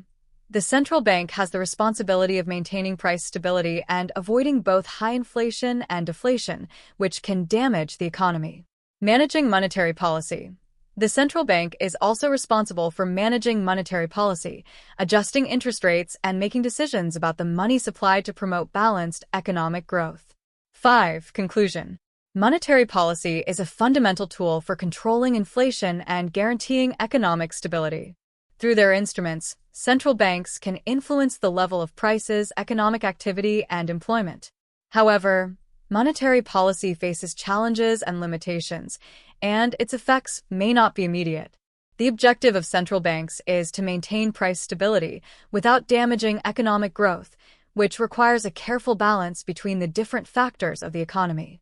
In the next chapter, Economic Growth and Development, we will analyze the factors that drive economic growth and how the economic development of a nation is measured. Chapter 16. Economic Growth and Development. In this chapter, we will explore the factors that drive economic growth and how economic development is measured. Economic growth and development are often used interchangeably, but they are actually different concepts. Economic growth refers to the increase in a country's gross domestic product, GDP, while economic development implies broader improvements in the well-being of the population, such as poverty reduction, access to education, and improvement of the quality of life. 1. Economic growth. Economic growth refers to the sustained increase in the production of goods and services in an economy over a period of time. This growth is typically measured by the increase in gross domestic product, GDP, a key indicator that reflects the total value of all goods and services produced in a country. Factors that drive economic growth. Human capital, the educational level of the population, together with training and skills development, is fundamental for economic growth. More skilled workers are more productive and, therefore, can generate more goods and services. Investment in infrastructure. The construction of infrastructure, such as roads, bridges, railways, energy, and telecommunication systems, facilitates economic activity by reducing transportation costs and improving connectivity. Investment in physical capital. Investment in machinery, technology, and buildings increases the production capacity of companies, which can improve productivity and long-term economic growth. Innovation and technology. Technological innovation and progress in areas such as biotechnology, renewable energy, and information technology contribute significantly to economic growth by improving efficiency and opening up new economic sectors. Stable macroeconomic policies. Economic stability provided by responsible fiscal and monetary policies, as well as political stability, facilitates growth by reducing uncertainty and encouraging investment. Measuring economic growth. Economic growth is generally measured by real GDP per capita, adjusted for inflation. If GDP grows but the population also increases rapidly, real economic growth may not be resulting in significant improvements for individuals. 2. Economic development. Economic development goes beyond simply increasing economic production. It is about improving the quality of life of citizens, including factors such as health, education, access to basic services, income equality, and environmental sustainability. Factors that influence economic development. Education and training. Education is one of the fundamental pillars of economic development. As more people have access to education, the productivity of the labor force increases, which improves income and general well-being. Public health. A healthy population is more productive. Public health policies, such as vaccination, access to medical services, and the improvement of living conditions, are essential to improve economic development. Poverty reduction. Policies that promote social inclusion and access to basic services, such as education, health, and housing, help to reduce poverty, which is key to sustainable economic development. Gender equality. Empowering women and reducing gender inequalities significantly improves economic development, as it contributes to an increase in the labor force and the realization of the potential of the entire population. Environmental sustainability. Economic development must also take sustainability into account. The responsible use of natural resources and the protection of the environment are fundamental for long-term economic development. Measuring economic development. Economic development is measured using indicators such as the Human Development Index, HDI, which combines data on life expectancy, education, and standard of living. Measures of inequality, such as the Gini index, can also be used to assess how the benefits of economic growth are distributed among different segments of society. 3. The role of the state in growth and development. The government plays a key role in both economic growth and development, using public policies to encourage investment, improve education, guarantee health services, and promote social justice. Some of the ways in which governments can contribute to growth and development include fiscal and monetary policies. As mentioned above, fiscal and monetary policies can help stabilize the economy and encourage sustainable economic growth. Investment in infrastructure. Governments can promote economic development by investing in public infrastructure, which has a positive impact on the overall productivity of the economy. Promotion of equity. The government can implement policies that guarantee a more equitable distribution of income, such as progressive taxation and social transfers, which contributes to the general well-being of the population. 4. Economic growth versus economic development. Although economic growth and economic development are related, they do not always go hand in hand. A country can experience high economic growth without significant development if the increase in production benefits only a small segment of the population. Similarly, a country can have low economic growth but a notable improvement in the general well-being of its population if social development policies are effective. Challenges for growth and development. Economic inequality. If economic growth mainly benefits the elites and is not distributed equitably, there may be an increase in inequality and social exclusion, which slows down overall development.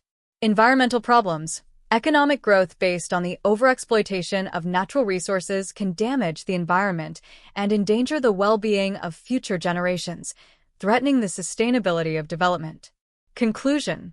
Economic growth is essential for improving the standard of living of a population, but economic development is equally important for guaranteeing that the benefits of growth reach all sectors of society. Policies need to be adopted that not only encourage economic growth, but also promote social justice, equitable access to resources, and environmental sustainability. Governments have a crucial role in facilitating both growth and development, ensuring that the benefits are distributed fairly and that the economy is capable of sustaining itself in the long term. In the next chapter, the capital market and the financial system, we will explore the fundamental role that financial markets play in economic development and how they facilitate investment and economic growth through the efficient allocation of resources. Chapter 17. The capital market and the financial system. In this chapter, we will explore the capital market and its crucial role in the global economic system. The capital market is the place where companies, governments, and other organizations raise long-term money to finance their activities and investments. This chapter also delves into the financial system, which facilitates the flow of funds between savers and borrowers, and the importance of this system for economic growth. 1. The capital market. The capital market is a component of the financial system where financial instruments such as stocks, bonds, and other long-term securities are bought and sold. This market allows companies to obtain the resources necessary to finance their operations, invest in projects, and grow. Components of the capital market. Primary market. In the primary market, companies issue new shares or bonds to raise funds directly from investors. For example, when a company goes public and sells shares for the first time in an initial public offering, IPO, it is operating in the primary market. Secondary market. The secondary market is where investors buy and sell securities that have already been issued in the primary market. Here, investors can trade stocks, bonds, and other securities on stock exchanges or over-the-counter markets. Functions of the capital market. Providing financing. The capital market makes it easier for companies to raise funds by issuing shares, to obtain equity, or bonds, to obtain debt. Risk diversification. By offering a wide variety of financial instruments, the capital market allows investors to diversify their portfolios and reduce investment risk. Price setting. The capital market helps to determine the price of financial assets, such as shares, through supply and demand. These prices reflect the perceived value of companies and the economy in general. Types of instruments in the capital market. Shares. These are securities that represent partial ownership of a company. Shareholders are entitled to a share of the profits and a vote in company decisions. Bonds. These are debt instruments issued by companies or governments. Bond buyers lend money to the issuing entities in exchange for periodic interest payments and repayment of the principal at maturity. 2. The financial system. The financial system is a set of institutions, markets, and instruments that allow the circulation of money and capital within the economy. Its main function is to facilitate the flow of funds between savers, those who have excess money, and borrowers, those who need money to finance projects.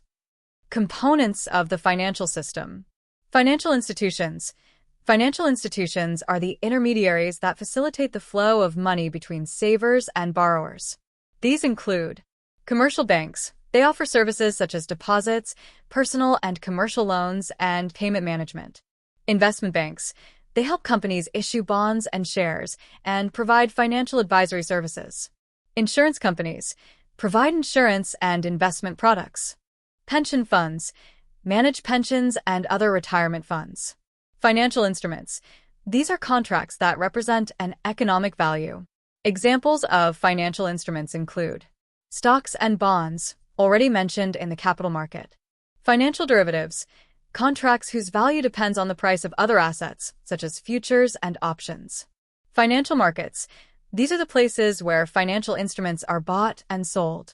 Financial markets include stock markets, where stocks and bonds are traded. Foreign exchange markets, where foreign currencies are bought and sold. Real estate markets, where properties are bought and sold. Functions of the financial system. Financial intermediation. The financial system connects savers with borrowers, facilitating saving and investment. For example, banks receive deposits from savers and lend that money to companies that need it to invest in new projects. Facilitating payment. The financial system facilitates economic transactions through the use of payment methods such as checks, credit cards, and electronic transfers. Risk reduction. Financial products, such as insurance and derivatives, allow companies and individuals to manage the risks associated with investment and indebtedness. 3. The role of financial markets in the economy. Financial markets play a key role in the economy by allowing money to move efficiently from savers to borrowers.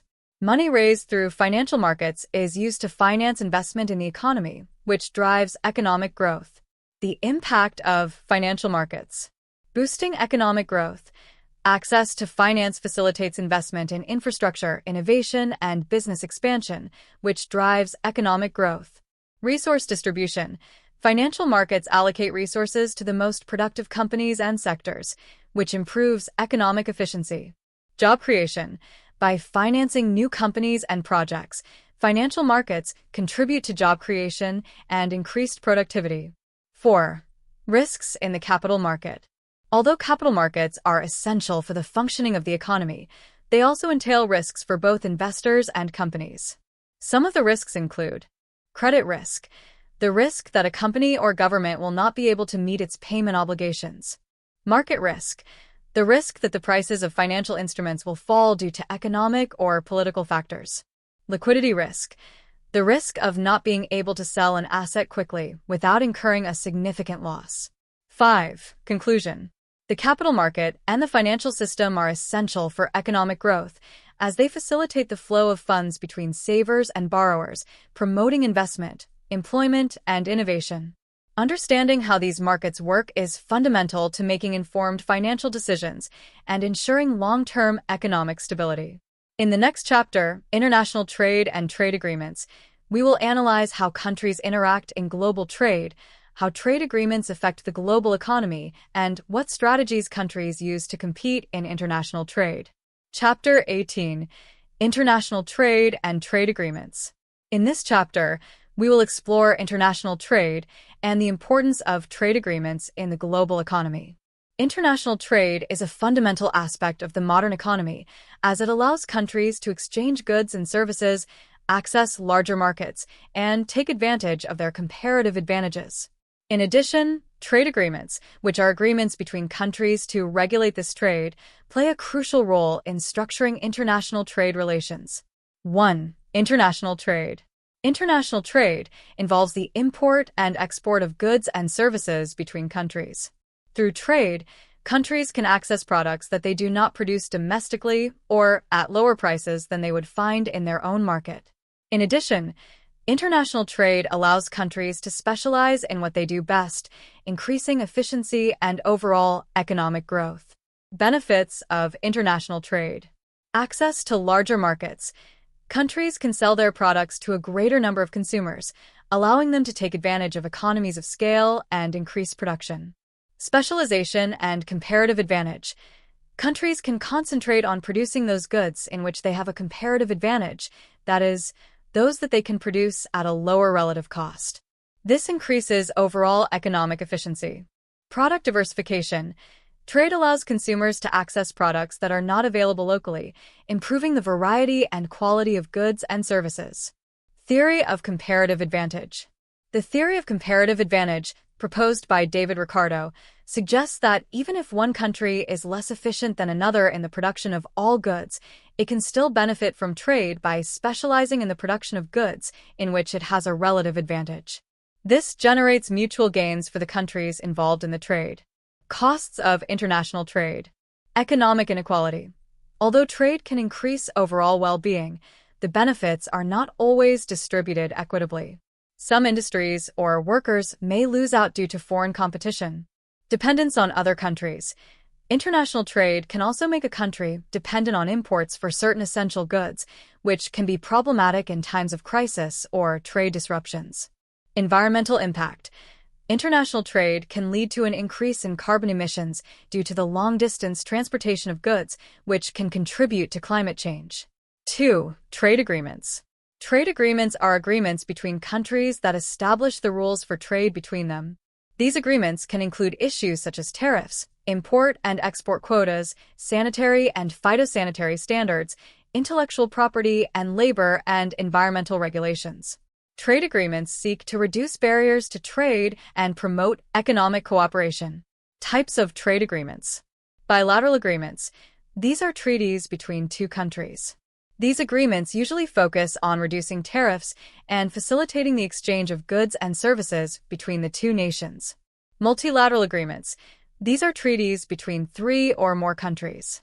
Examples of multilateral agreements include the World Trade Organization, WTO, and the North American Free Trade Agreement, NAFTA, which cover a wide range of international trade relations. Regional agreements. These are treaties involving a group of countries in a specific region, such as the European Union or the Southern Common Market, Mercosur, which facilitate trade between member countries. Advantages of trade agreements. Preferential market access. Trade agreements can offer countries preferential access to the markets of the signatory countries, reducing tariffs and barriers to trade. Promotion of foreign investment. Trade agreements can also encourage foreign direct investment, FDI, by guaranteeing a more stable and predictable environment for international investors. Economic stability. Trade agreements can generate economic stability by promoting closer trade relations between countries, which reduces the likelihood of trade conflicts and encourages economic growth. Disadvantages of trade agreements. National sovereignty. Some critics argue that trade agreements can limit the national sovereignty of signatory countries by imposing external rules on their economic, labor, and environmental policies. Impact on local industries.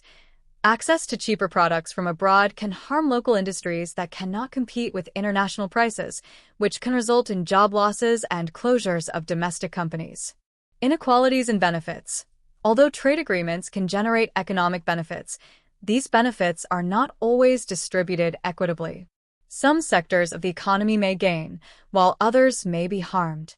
3. Globalization and its impact on international trade. Globalization has intensified international trade by facilitating the cross-border exchange of goods, services, capital, and technology. Globalization has reduced trade barriers, promoted free trade, and increased economic interdependence between countries. Effects of globalization on international trade. Increase in trade and investment. Globalization has led to a significant increase in the volume of trade and foreign direct investment between countries, especially between emerging and advanced economies. Expansion of supply chains. Companies can now establish global supply chains that enable the production of goods at a much lower cost by taking advantage of the comparative advantages of different countries. Technology transfer. Globalization facilitates the transfer of technology and knowledge between countries, which helps developing countries improve their productive and competitive capacities. Challenges of globalization in international trade. Global inequality. Although globalization has generated great economic benefits, it has also increased income disparities both within and between countries. More developed countries tend to benefit more from globalization than developing countries. Unemployment and relocation. The transfer of companies to countries with lower labor costs can cause unemployment and the relocation of jobs in developed countries, which can generate social and political tensions. 4. Conclusion. International trade is a key driver of global economic growth, allowing countries to benefit from their comparative advantages and access larger markets. However, trade also presents challenges such as economic inequality and environmental impacts. Trade agreements are essential for regulating trade and fostering cooperation between countries, but they can also generate tensions regarding sovereignty and national interests. In the next chapter, Economic Crises and Recovery, we will analyze how economic crises affect global markets and the strategies that countries can employ to recover from them. Chapter 19. Economic Crises and Recovery. In this chapter, we will explore economic crises, their causes, their effects, and the recovery strategies that governments and economies can implement to overcome these periods of economic difficulty. Economic crises can have a devastating impact on global economic stability, the lives of individuals, and the well-being of nations. Understanding how they arise and how they can be managed is essential to mitigating their effects and fostering a sustainable recovery. 1. What is an economic crisis? An economic crisis is characterized by a significant drop in economic activity, which is usually accompanied by a reduction in gross domestic product, GDP, high unemployment, business bankruptcies, low investment, and loss of confidence in financial markets. Economic crises can be global, such as the Great Recession of 2008, or they can affect national or regional economies. There are different types of economic crises, including financial crises, crises that arise when the financial system collapses, such as the banking crisis or the sovereign debt crisis. Debt crises. These occur when a country or an entity is unable to meet its debt obligations, leading to financial collapse. Demand crises. When the fall in aggregate demand causes a significant economic slowdown. Supply crisis. Supply crises arise when a disruption in the production or supply of goods and services affects the global economy, as in the case of energy crises. 2. Causes of economic crises. Economic crises can be caused by a combination of internal and external factors. Some of the main causes are presented below. Internal factors. Over-indebtedness. Excessive indebtedness, whether by consumers, businesses, or governments, can cause economic collapse when payments cannot be met. Inappropriate fiscal policies. Fiscal policies, such as excessive public spending without an adequate source of funding, can generate unsustainable deficits and increase the risk of crisis. Inflation. Uncontrolled inflation can erode consumers' purchasing power, reduce investment, and generate economic instability. Problems in the banking system. The insolvency of key banks or financial institutions, due to bad investments or lack of liquidity, can spread the crisis throughout the economy. External factors. Global crises. Economic crises in other regions of the world can generate domino effects that affect other economies. For example, the 2008 global financial crisis began in the United States, but affected many other countries due to the interconnectedness of global financial markets. Increase in commodity prices. Unexpected increases in the prices of essential goods such as oil, food, or metals can generate inflation and destabilize import-dependent economies. Political and trade tensions. Political conflicts or protectionist policies can affect international trade and generate economic uncertainty. 3. Impact of economic crises. Economic crises have devastating effects on many areas of the economy. Unemployment. The fall in demand for goods and services leads to mass layoffs and an increase in unemployment. Decrease in production. Companies reduce their production due to lower demand, which can lead to prolonged economic stagnation. Falling income. The crisis affects both individuals and companies, which can lead to a reduction in income and a fall in the quality of life. Financial instability. Financial crises can cause stock markets to fall dramatically, causing significant losses for investors and affecting confidence in the economic system. Drop in investment. The uncertainty generated by an economic crisis reduces investor confidence, resulting in a drop in investment and the capital available for economic growth. 4. Recovery strategies. Recovery from an economic crisis depends on government policies, market flexibility, and international cooperation. Some of the main strategies used to overcome economic crises are described below. Expansive fiscal policies. During a crisis, governments can increase public spending on infrastructure, health, and welfare programs to stimulate the economy. They can also choose to reduce taxes to increase consumer purchasing power and business investment. Tax incentives and subsidies can be used to support key industries, such as automotive or energy, to avoid massive bankruptcies and save jobs. Expansive monetary policies. Central banks can reduce interest rates to stimulate credit and investment. A lower interest rate facilitates access to loans, which can boost consumption and investment. Quantitative easing is another tool that central banks can use, buying financial assets to increase the amount of money in circulation and improve liquidity. Structural reforms. Reforms to the banking and financial system are essential to restore confidence and stability. This may include debt restructuring, regulatory reforms, and the implementation of policies to prevent the abuse of financial risks in the future. Labor reform may also be necessary to improve labor market flexibility, reduce wage rigidity, and increase business competitiveness. International cooperation.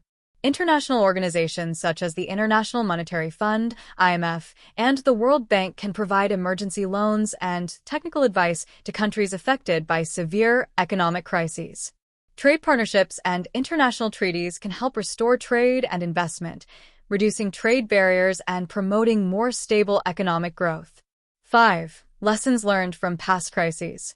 Throughout history, governments and economies have learned valuable lessons from economic crises. Some of these lessons include the importance of financial regulation. The lack of regulation in the financial system was one of the main causes of the 2008 financial crisis. Ensuring that financial markets are well regulated is essential to prevent future crises. Economic diversification. Economies that depend heavily on a single sector, e.g., oil, are more vulnerable to crises. Economic diversification helps reduce risks. Rapid government response. Rapid and coordinated responses from governments can mitigate the negative effects of a crisis and accelerate recovery. 6. Conclusion.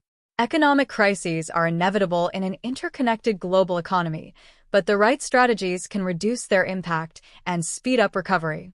Expansionary fiscal and monetary policies, structural reforms, and international cooperation are essential to restore economic stability and promote long-term sustainable growth. In the following chapter, Conclusions and Reflections on the Future of the Economy, We will analyze the main economic challenges we face in the future and the ways in which economies can adapt to global changes to ensure lasting well-being. Chapter 20: Conclusions and Reflections on the Future of the Economy. In this final chapter, we reflect on the current and future challenges facing the global economy, as well as the strategies and policies that could help to address these challenges. As the world faces increasing global interdependence, technology, climate change, and changing economic dynamics present new opportunities, but also significant challenges. It is essential that we understand how to apply the knowledge gained throughout this book to address the economic problems of the future. 1. The current challenges of the global economy. The global challenges facing today's economies are numerous and complex. Some of the most prominent include economic inequality. Despite progress in many countries, income inequality remains a central concern. The gaps between rich and poor have widened, and economic policies must address this inequality to foster more equitable growth. Climate change. The impacts of climate change are affecting economies around the world. Economic policies must be adapted to mitigate the effects of climate change and promote sustainable development, especially through investment in renewable energy and the reduction of emissions. Globalization. Globalization has created opportunities for trade and development, but it has also posed challenges for countries with less competitive economies. Governments must find a balance between economic openness and the protection of key sectors of the national economy. Digital transformation. Technology is rapidly transforming the productive sectors and labor markets. Automation and artificial intelligence have the potential to increase productivity, but they can also cause structural unemployment and new inequalities if not properly managed. 2. The future of the economy. Innovation and sustainable growth. The future of the economy will be largely determined by the ability of countries and companies to adapt to technological changes and environmental challenges. Here are some key areas we should focus on to ensure prosperous and sustainable economic development. Technological innovation. Technology will probably be the main driver of economic growth in the future. Artificial intelligence, automation, big data, and blockchain have the potential to revolutionize the financial, industrial, and service sectors. Governments must create policies that encourage research and development, R&D, and innovation. Green economy. To address climate change and protect natural resources, it is essential that economies transition to a more sustainable model. The green economy is based on the creation of an economic system that reduces the carbon footprint, promotes renewable energy, and supports the circular economy, which encourages the recycling and reuse of resources. Digital economy. The digitization of economies has accelerated over the last decade, and the COVID-19 pandemic has accelerated this process even more. Companies and governments will need to adapt to a globalized digital economy, with an emphasis on cybersecurity, data protection, and the digital transformation of business processes. Inclusive economic development. A prosperous future is not achieved through economic growth alone, but also through the creation of an inclusive economy that provides access to economic opportunities for all. This includes reducing inequality in access to education, health, and property, and creating an environment that supports economic mobility. 3. Policies to face the challenges of the future. Public policies must be adaptive and geared towards effectively addressing global challenges. Some of the key policies include investments in human capital. Education and training will be essential to prepare future generations for the jobs of the future. Policies must ensure that people have access to the training necessary to thrive in a digitalized and automated economy. Sustainability policies. Governments must invest in green infrastructure, incentivize the use of clean energy, and work to reduce polluting emissions, while supporting industries that adapt to the transition to a sustainable development model. Technology regulation. As technology advances rapidly, so does the need for clear regulations. Government policies must address issues such as data privacy, protection against technological abuses, and the regulation of new forms of work, such as remote work. Promotion of international cooperation. Global challenges such as climate change, pandemics, and inequality require a cooperative response at the global level. Governments must work together through international agreements to address these problems effectively. 4. Final thoughts. The future of the global economy. The future of the economy is uncertain, but it is full of opportunities for those countries and companies that are prepared to adapt to change. The world faces enormous challenges, but it also has the potential to create a more inclusive, sustainable, and technologically advanced economy. The key will be how we manage change. The fundamental principles of economics that we have discussed in this book will continue to be essential to understanding how the economic world works, but policies must evolve to address current and future global problems. By fostering innovation, education, and sustainable development, we can create an economy that benefits all sectors of society and helps ensure the well-being of generations to come.